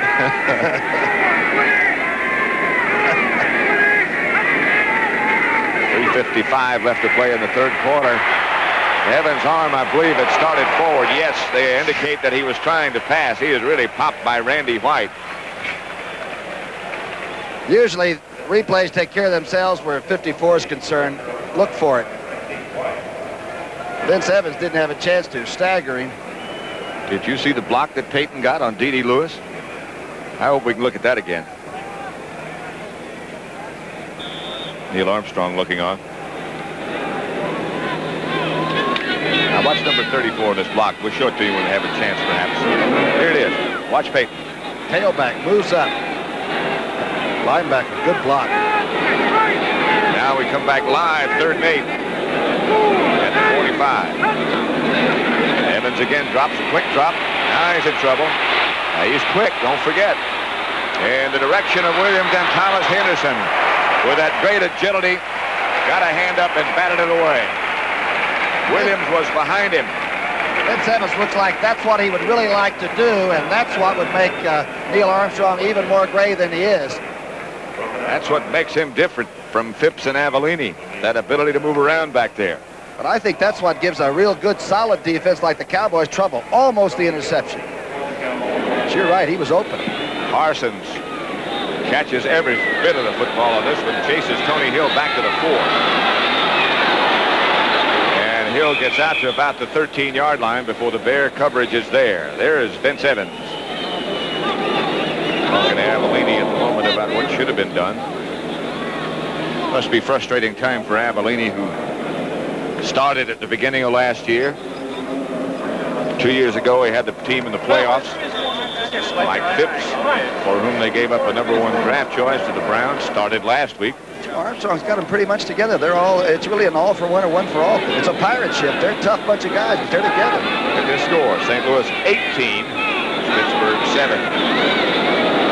24-yard field goal by Mike Wood. And another field goal kicked by Steve Little earlier. Laidlaw outside the 15 to about the 17. Jerry Muckenstern on the tackle. Dallas rushing game, though, must operate.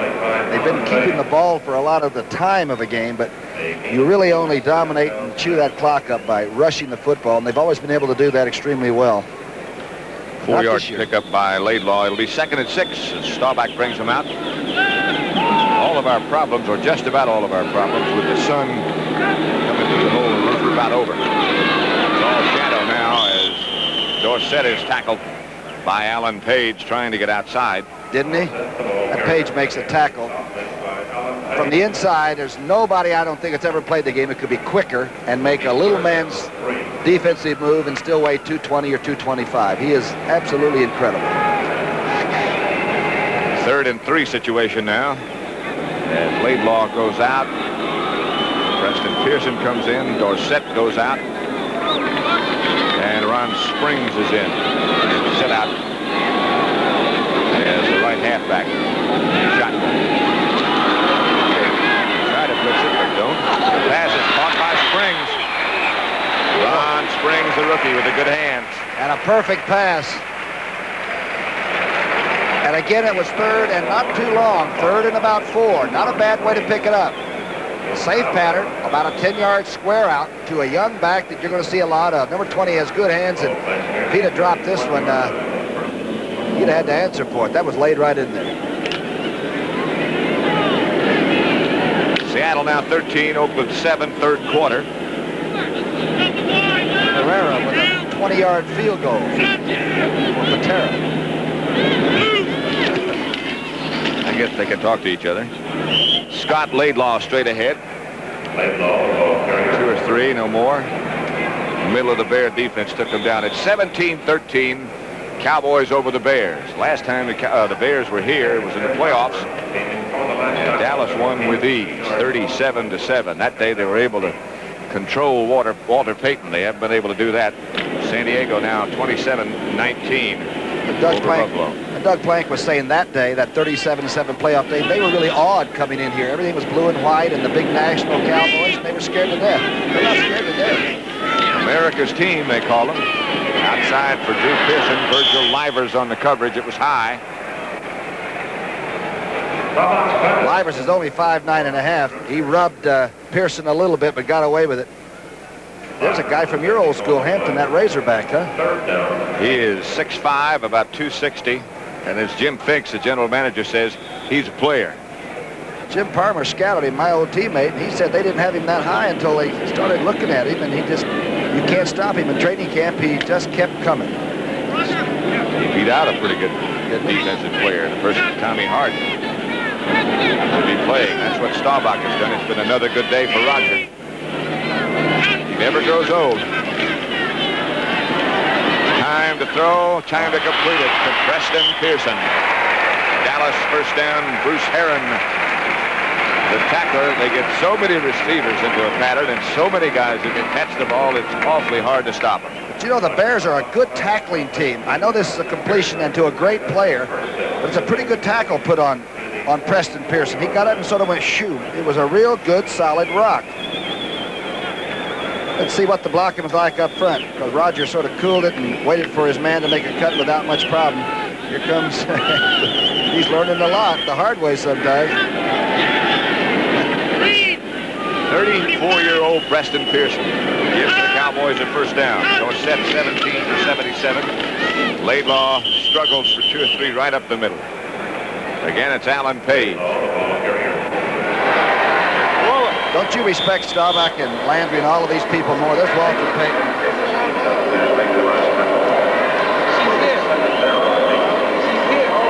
Trying to see his stats. 114 yards on 16 electrifying carries for another 34. 3 straight games he's been over 100 yards. I was just saying, though, it's probably easy to jump up and be in a Super Bowl once, but when you're the champion all the time, you got to produce every week. The way it is now, your schedule is tougher. Everybody's up, always up for you. Laidlaw near a first down. Into Bear territory to about the 44. Might be about a half-yard shy. Jerry Muckenstern and Lenny Walterscheid made the tackle. That Walterscheid stuck the shoulder pad right in Scott's face. Scott was hurt early in the year, too, and the Cowboys were having those injury streaks. Vince Evans, Mike, I couldn't tell. Conversation over But on if the sideline. 42 came, you had 78. You had to side adjust. Do we have that picked up, though, on the backside? No, you have to side adjust that. Side Because you adjust gave a both. right call, because Walt has to go inside and pick up the other back that's sitting. Talking about Side adjusting was blocking. okay. But how about helping the guy that's playing your position? I was That's a thinking about it. pretty classy move. Mike Phipps talking with Vince Evans. That's the end of the third quarter with the score of the Dallas Cowboys 17, the Bears 13. We now pause for a word from your local station. One more quarter of football to play at Texas Stadium in Dallas. Pat Summerall with Tom Brookshire as you look at Tony Dorsett catching a breath and now donning his hat. 3rd and 1. Rodgers 12 for 20 for 150 yards in the TD pass. Well, this is a pretty dangerous call. You could do almost anything you want to with it offensively. Be careful. Bears have a bunch up on the line of scrimmage. Only 2 men deep. Laidlaw shuffled around a couple of times. Shuffled to the right place and struggles, I believe, for the first down. That extra little drive he put on it might have gotten it for Dallas. It's going to be close. Muckenstern again on the tackle. It is enough. And this would be a Newhouse type play, but Robert did have to leave with a minor injury a little bit earlier. That 2nd and 3rd pound is about the only thing that got Scott over the mark.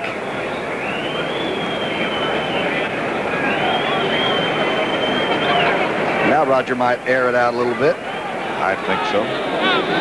St. Louis 21, Pittsburgh 7. Another Mike Wood field goal. This one from 27 yards out. Whoops, this team's hot. Team to keep in mind. Here's Dorsett. He gets away from a couple. Swings around to the left side after starting wide to his right. He's down about the 40. Stopped by Virgil Livers. Quick move. Reversed his field, but did it so quickly. It was they were sealed it off by the Bear defense all the way along the line. He's all the way back to the left side. I would imagine a guy like Payton appreciates seeing the other fellow operate. We do. I know that. It's quite a treat to watch these 2 guys do it. Rather than try to tackle them. It'll be 2nd and 6. A lot of running for a 4-yard pickup for Dorsett. Laidlaw lost the pad and just tossed it behind him. And gets the carry.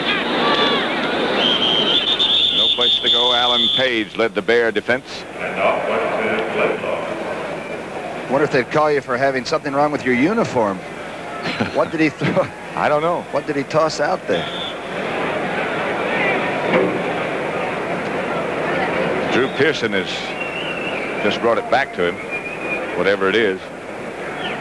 Must be vital because he's leaving. It's not a purse, is it? No, it doesn't have a strap on it. An outside wallet? So Preston Pearson and Ron Springs now are the 2 running backs for Dallas. They've done well on 3rd down, and Staubach looks quick, fires quickly for Pearson. Not quite, as Livers was right with him. They're not in field goal range, certainly. Pretty clever play by Livers. As we said, he's only 5'9". He just rubbed enough of Pearson that the faster receiver couldn't get it going. So enter Danny White as Glenn Carano converses for a moment with Roger Staubach. Danny White is number 11, the Dallas punter. Steve Schubert of the Bears is back at the 10. And look out for what White might do here. Standing back in his own territory by about 4 yards. Pretty good average today, wouldn't you say? If they don't rush him correctly, he might take off. Trying to go for the sidelines. Wilson is down there trying to bat it back. And it goes into the end zone. Is that Billy Barnes down there? Barnes. We have 12 minutes and 49 seconds left to play in the fourth quarter, with Dallas leading the Bears 17-13.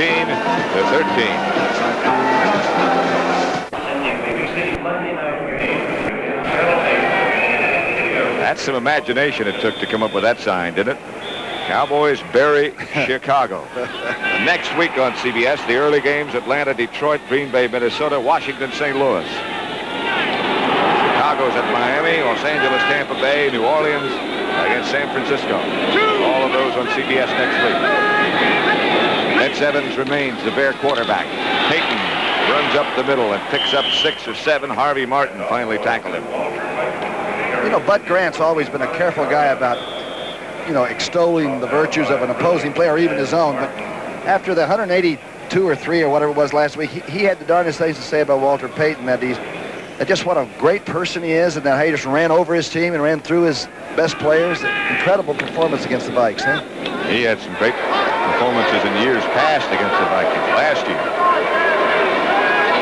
It's 2 big wins for the Bears coming out, to beat Green Bay and Minnesota. In their own division. Evans drops, throws. High, very high, over the head of James Scott. Bob Parsons, the Bear punter, loosening up the hamstrings. Stalls made a little bit of penetration that time on Vince Evans' pocket there. Actually, that big rush in the third period was pretty decent by Dallas, but it hadn't been there the whole game against this team. It'll be 3rd and 4. Another passing situation unless he tries to draw to Peyton. I think that might be my play if I recall it.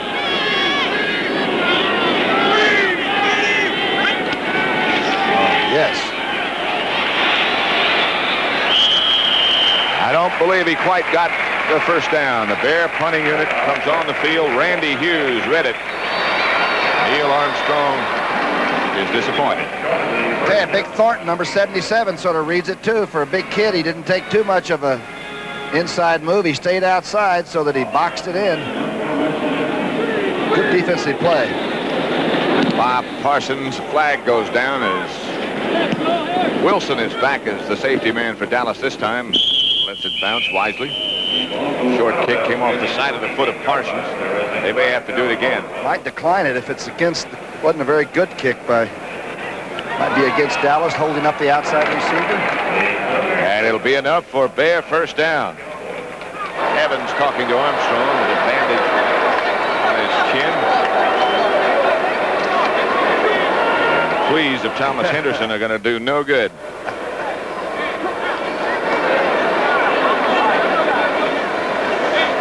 Puts that Dallas defense out there for quite a while. Offside, defense, first down. I'd like to congratulate our Davis Cup team and captain Tony Trabert for the Davis Cup victory over Argentina. They're playing again today, but it's academic. Los Angeles down 21, San Francisco 10, third quarter.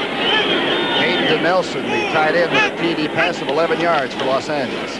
Peyton is buried by Brunig and Hughes. Tom Henderson made a great play at the strong side linebacker. Took the tight end and the fullback. Left part of your screen, just watch closely. Watch 56 make this play. Stops it all, turns it back inside, and that's a 2-yard gain for one of the greatest ball carriers in the game. Good defense. You know, Brookie, a lot of runners who carry the ball as much as Peyton seem to take a tremendous beating. He doesn't seem to take that much of a beating. He's really strong as an ox, but he's short. Maybe that's the thing. Maybe you have to be compact. Evans drops. The blitz looking at him. It's caught. James Scott Aaron Kyle on the chase, but it's all over. The Bears are back in the lead. Vince Evans with a perfect strike with a blitz on him. And the safety blitz came right up the middle. He hangs it high, but Scott's one of his favorite receivers. Watch Harris now. Right, Bruning to the left, Harris to the right. The ball is thrown and hung up. Scott, who went 56 against Minnesota, has done it again. Well, that's some throw under duress by Vince Evans. Looked like Cliff Harris might have gotten a late start on that blitz and just couldn't quite get to Evans because nobody picked him up. Bears back in the lead, 19-17. Always said, if you guess right against the blitz and it comes, you got a good chance. Twice it's happened in this contest. Once for the Cowboys, once for the Bears. Chicago leads 19-17. Big extra point again coming up from Bob Thomas with Brian Bashnagel holding. This time, it's good, but hold it. There's a flag down. A lot of penalties on extra points. Holding. Uh-oh.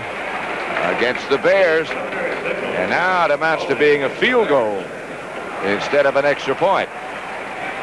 Except it only counts one. Golden Richards all by himself, and now Scott all by himself. The Dallas secondary is having some problems. They Charlie do Waters, miss Charlie Waters. Randy Hughes has been playing hurt. Holding, number 55. Number 55 for the Chicago Bears, Doug Buffone. There's the Chicago bench, happy at the moment. Bashnagel holding, Thomas will try. And got it. A very vital extra point is good for the Bears, and they now lead 20-17 over the Cowboys with still 10 minutes and 44 seconds left to play in the game.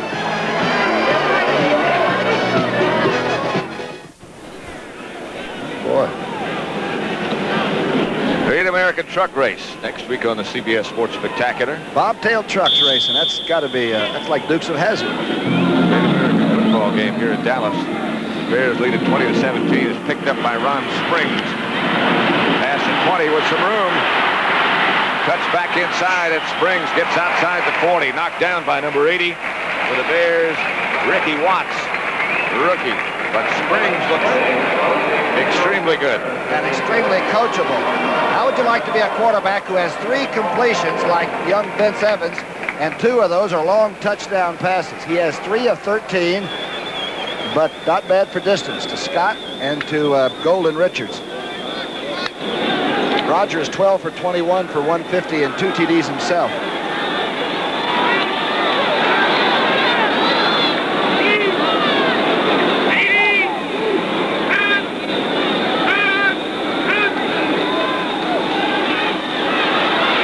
Staubach going for Tony Hill. Well covered by Terry Schmidt. Don't forget the World Series of Golf on CBS the last weekend of this month, September the 29th and September the 30th. $100,000 is the first prize.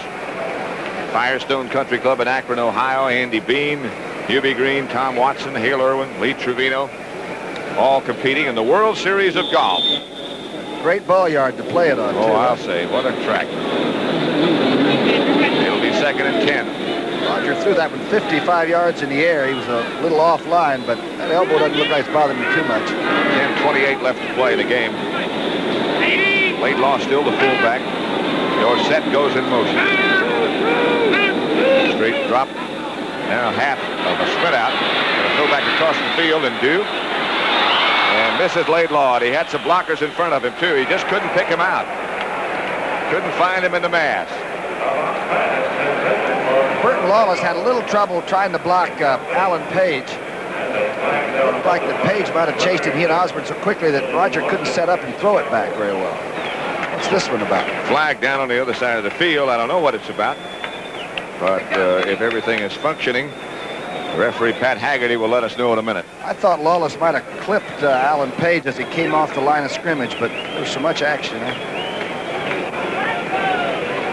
We'll see on a replay here in a minute. Osborne was on Chase and Roger too, wasn't he?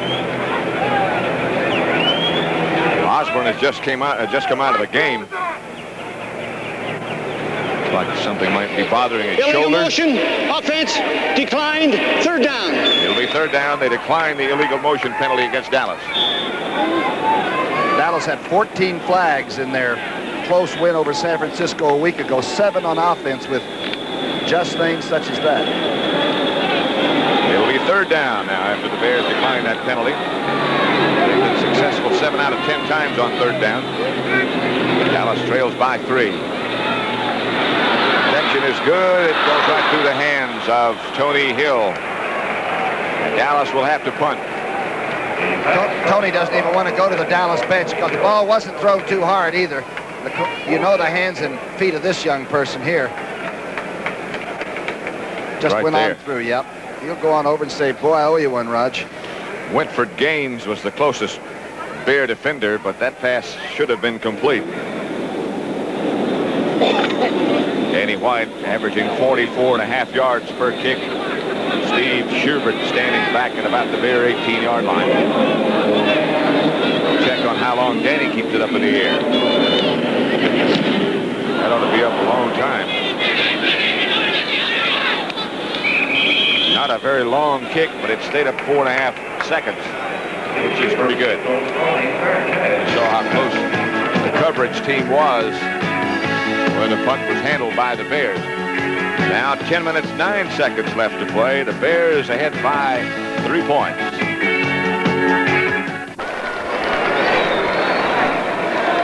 Football is really fun in Texas, you know it? Yes, sir. It sure has changed a lot. First down, Dallas. 8.5 minutes left to play. Bears 20, Cowboys 17. They're going to put it up on first down. Pearson had it. You won't see that much. Livers was behind him. Pearson had a first down. The ball was right on the money. And Pearson dropped it. Like Roger threw a sinker ball a little bit. The ball looked like it had funny action on it. The nose was sort of down. I believe he's wiping that hand off. He might have let it slip a little bit. There are a few guys out there perspiring, as they would like to say, instead of sweating.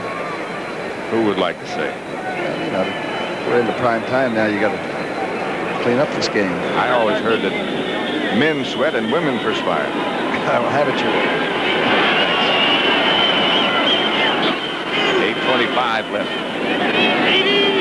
Second and 10. Laidlaw has the running room. Near a first down is Scott Laidlaw. Good block by Cooper, too. Jim Cooper, number 61, really makes a good block. Right part of the screen. Scott sort of glides along, doesn't he? Sure does. Never looks like he's running very fast, but he seems to go places. Vince Evans in conference with his coach, Neil Orr. Laidlaw has 9 carries for 45 yards, so something's working. Third and very short, less than 1.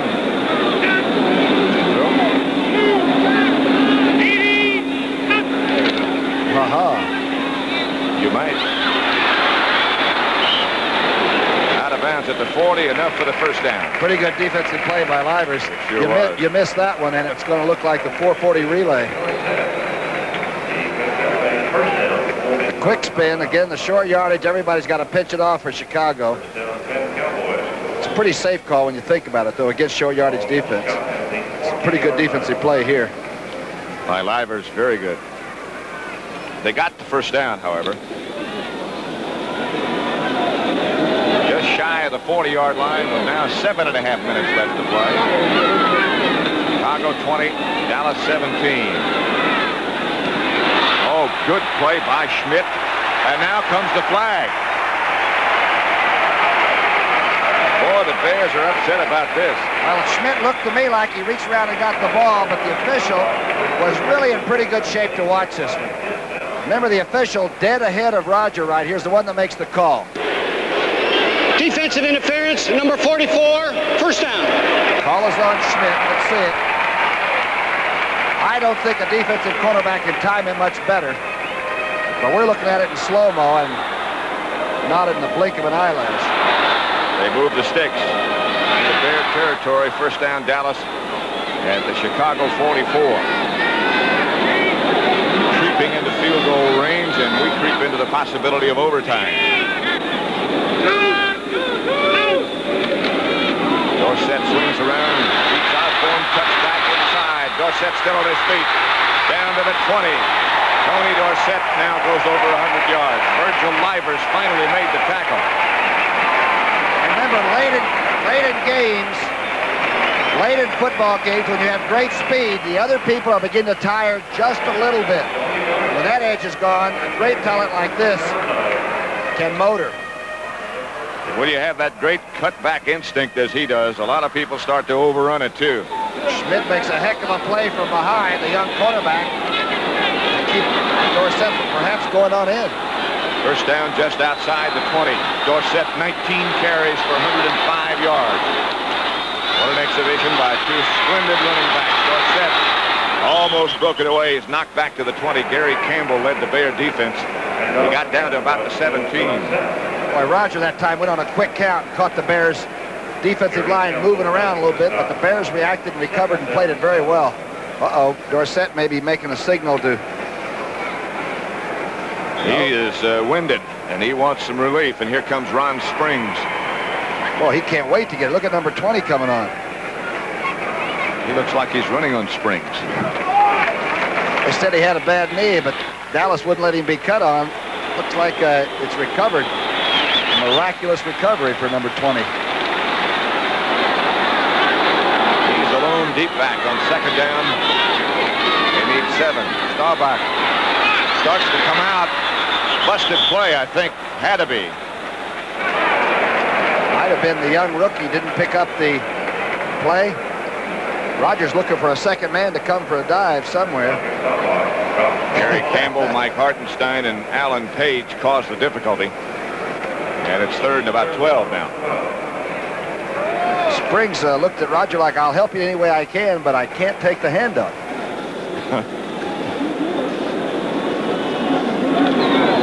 Springs and Pearson are now the running backs. Septian begins to feel some weight on his shoulders on the other side, and Dallas. Roger that time even talked to Pearson, Preston Pearson, and was giving him advice. There's some confusion. Dallas has to take this time out to go over and clarify the matter. Staubach over to Landry. Jim Myers with the headset on. Mike Ditka, who's done such a splendid job as a coach after being a great player, he is listening into the conference as well. Danny White. Next week, we remind you again, these games on CBS. The Atlanta Falcons at Detroit, Green Bay, Minnesota, Washington at St. Louis, Chicago, Miami, Los Angeles at surprising Tampa Bay, New Orleans, San Francisco, and Philadelphia at the New York Giants. That's where we'll be. I tell you, the Eagles are playing pretty good football. This whole division is beginning to spruce up.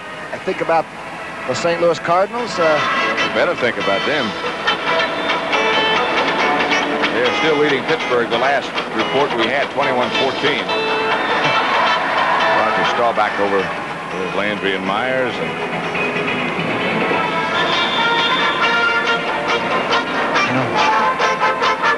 How many girls try out for this? Are these the finalists of how many hundreds or thousands?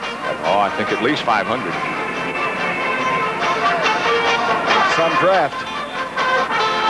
60 minutes immediately following the game, and no matter how long it takes, you will be able to see it in its entirety.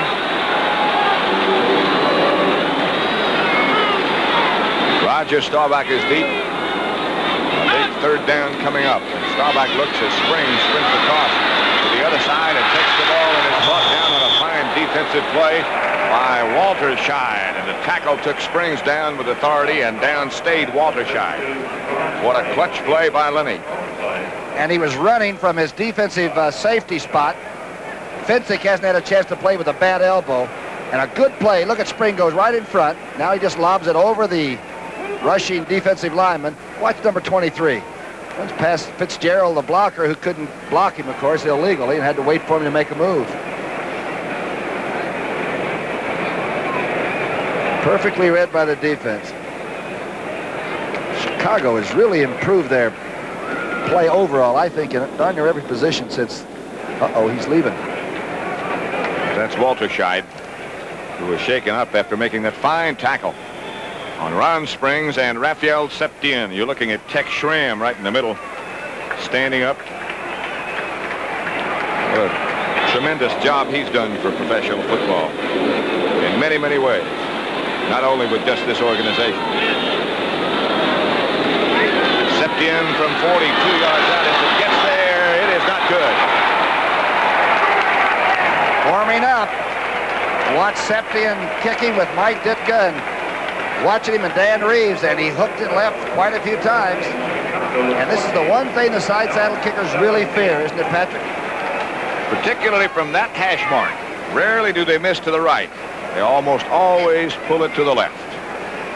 It's sort of like hooking off the tee in golf.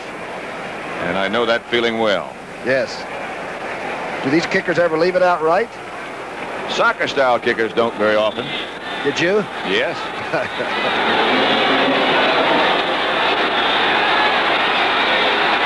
4:51 now left to play. Pressure on both units. Walter Payton straight ahead is met in the hole by Bob Brunick. And that's the way a middle linebacker should fill the hole. Stahl's played that well, too, the young fellow from Northern Colorado. He's in there at 250. He's finally gotten his weight up, you know.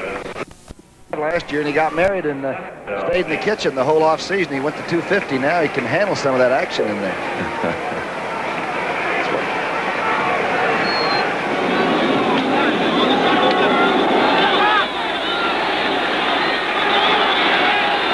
Second down 8, 4:15 left to play. Vince Evans has been the Chicago quarterback all day. He gets to Williams.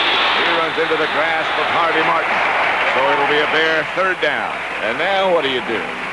Big Harvey, number 79. Watch D.D. Lewis, Harvey Martin, and Randy White. Tough place to run. Looks like the Dallas defense begin to buckle down. Question of have to. 3rd and 6. They want to get Septien another chance. Evans, the quarterback. Pressure on him now. Bears need a first down, and he goes straight back. He might take off, and down he goes. Bruce Thornton, the rookie from Illinois, cuts him down, and the Bears have to punt. Does this crowd love that play of the rookie? 260-pounder, and this is a great tackle. But Vince Evans can really scoop. Why he dropped back passes, I'm not sure. Why he doesn't sprint out is beyond me. But look at this defensive play. Put the ankles together. Steve Wilson is deep for Dallas. Bob Parsons will punt for the Bears. Long count. Hoping to get somebody offside. They don't try to rush it. They're trying to return. And a good kick chases Wilson back inside his own 20 to the 17. Not much room for Wilson. The Bears covered it well. Lee Coons made the tackle. Penn Stater really got a foot into that. That ball was really nailed. 2 minutes, 50 seconds. It's a lot of time in pro football. 20-17. The Bears lead the Cowboys. The Woodward Stakes. Presented next Saturday at 5 p.m. Eastern Time on CBS. 1 hour live presentation from Belmont Park in New York, featuring some of today's best thoroughbreds, including Jack Whitaker, who will be hosting the program. Staubach has it slipped, but nevertheless, Drew Pearson hangs on his knees.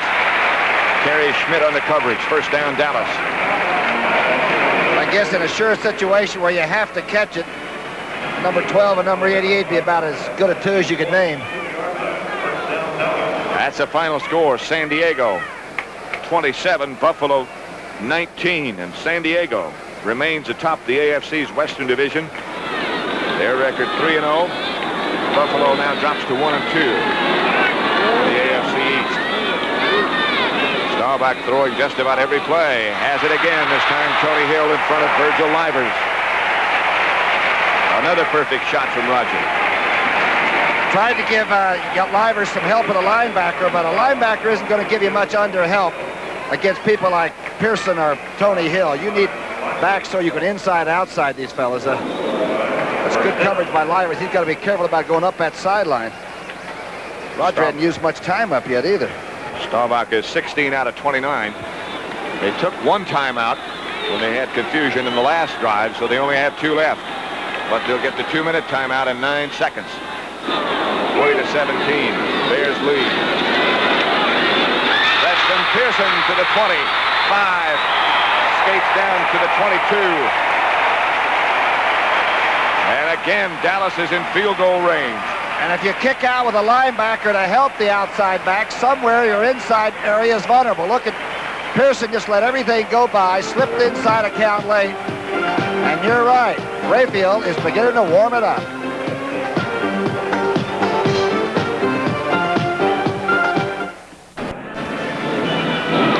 Dallas on the move with Tom Brookshire, Pat Summerall at Texas Stadium in Irving. A sellout crowd. Almost all of them are still here. Landry looking on and checking his own notes. And he'll try to win it. He's not going to run down the clock and try for a tie field goal. He'll try to win it first, right, Pat? I would think so. He's got the fast horses still in there. It is a first down, Cowboys at the 22-yard line of Chicago. Back under center this time as Dorsett goes into motion. Staubach takes the direct snap. Throw again. Outside to Tony Hill. Tony Hill will score for Dallas.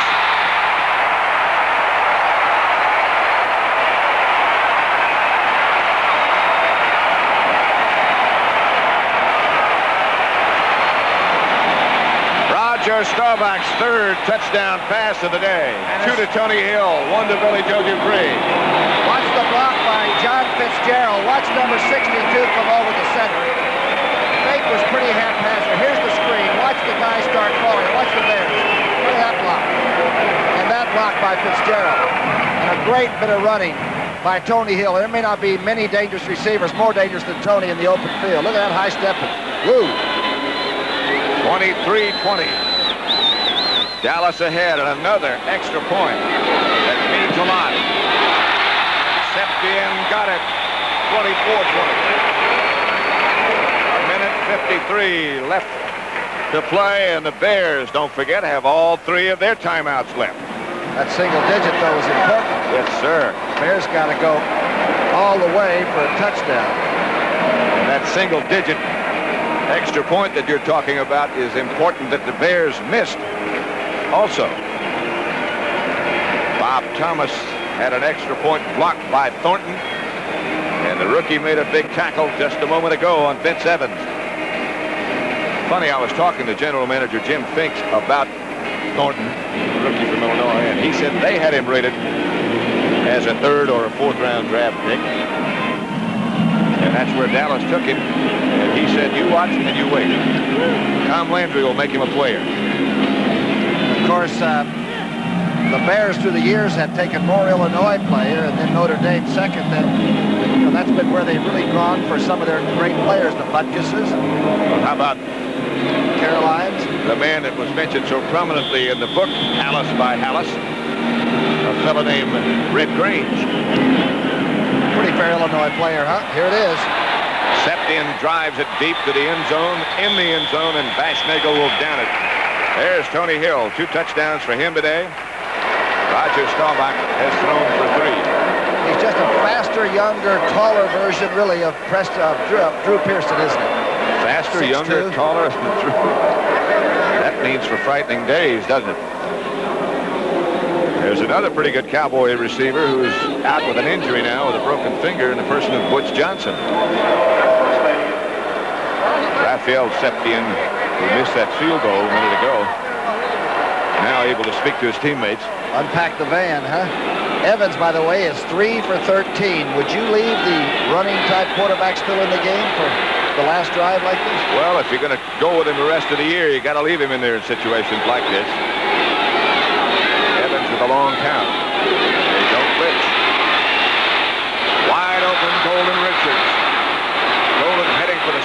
gets out and stops the clock at the 38-yard line. Aaron Kyle pushed him out, but Golden again gets free. That's his third reception of the day. Good call, too. Bashnagel went down and cleared out. Aaron Mitchell chased the other receiver and sort of opened it up for Golden. And, boy, it looked like Vince that time knew exactly what he wanted to do and wait for the delay man. 38-yard line. Sometimes it's a great mistake when you operate in a panic situation, and the Bears certainly aren't doing that, to try to get it all at once. And you wind up with the other team with the football. Going to see a pass rush from Dallas? See if they blitz. Two linebackers standing behind the regular four. No, they don't get it. But they got the pass rush from Dave Stalls. Where did he come from? Randy White. A lot of penetration by all four members of the Dallas front four. There's Stalls. He's the fellow we told you went from 235 to 250. Let's see if they twist it. No, sir, he went straight through. Sorry, he just fell off.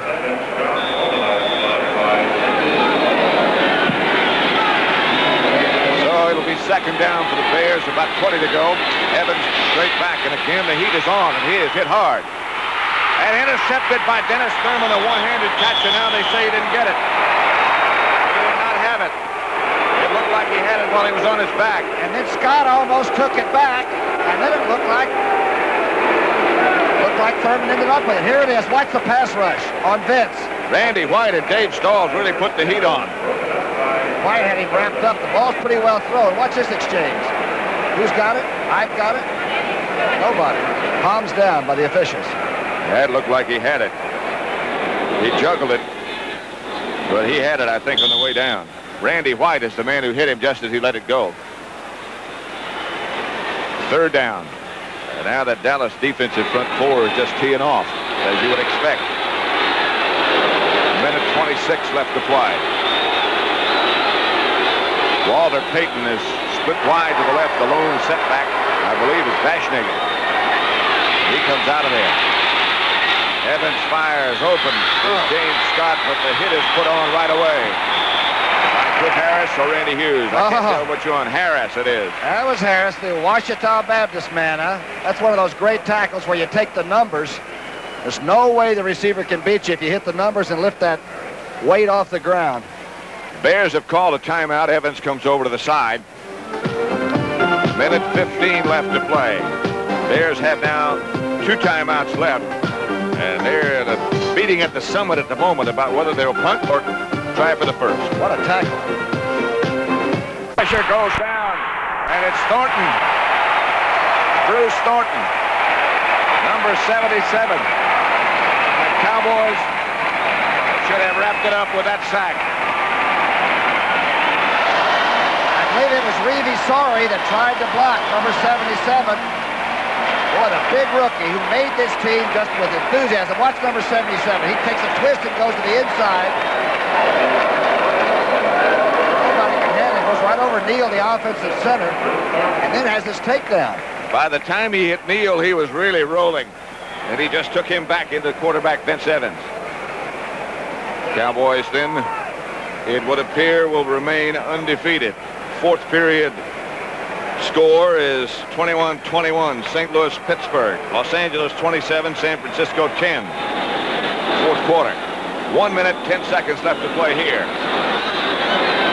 Dallas leading by 4, 24-20. Handoff is to Laidlaw. Laidlaw struggles down to about the 21. Another 200-yard passing day for Roger Staubach. Our producer has been Robert Stenner. And thank you, Robert, for a wonderful job. Sandy Grossman, who's been with us for, what, 4 years now? Boy, he keeps giving us the pictures of those good plays and the cheerleaders occasionally, too, which doesn't hurt America. And doesn't displease us at all. Tony Dorsett, by the way, is over 100 yards rushing now, 208 yards. And a few fumbles, had a little problem handling onto the ball. Bears play Miami next. Bob Greasy was hurt today. We don't know how seriously, but we do know he was injured. Terry Bradshaw, in the event you might not know, bruised his knee early in the game against the Cardinals, but he had since returned. Kenny Anderson, the Cincinnati quarterback, was injured. Lower back problems for him. He's been minutes immediately following the game. And Dallas, by the way, goes to Cleveland to play a game. And you never go to Cleveland thinking it's going to be some kind of a fun time. Starting again. Hollywood Henderson looking on. Looking good.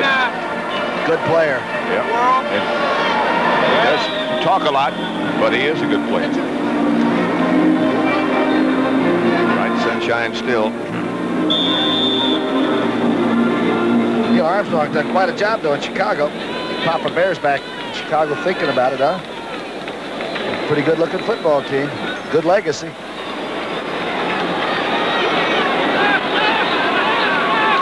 .52 seconds left to play.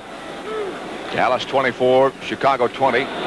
Struggle in the middle of the line as the Bears stack it up. Scott Laidlaw stopped by Jerry Myers, and again, Armstrong signals timeout. 45 seconds left to play. Landry is still showing some concern, as much as he ever does. I saw some tough action in the secondary. Jay Salty was tangled up with Schmidt or somebody over there. I believe it was maybe Doug Plank. Plank bites locker doors before games. You know, he's one of those tough little safety men that gets ready and keeps hitting sometimes when the game's over. His partner back there, Gary Finsick, is of the same nature, too. Most of those Bears secondary members are. Finsick is out with a bad hyperextended elbow. But he'll be back. That's what we thought. Remember, everybody said, well, Rogers' elbow is bothering him. Didn't look like it gave him too much trouble. 222 yards on 17 completions.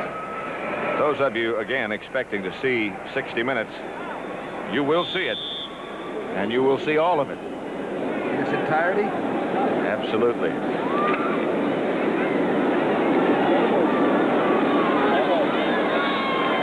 Third down and 4, Dallas. Callback brings it back to Laidlaw, and he struggles inside the 20. Didn't get the first down in the grasp of Gary Campbell. And let's see, the Bears have any more timeouts? They do not. So the clock will continue. Less than 30 seconds. Well, you can watch it.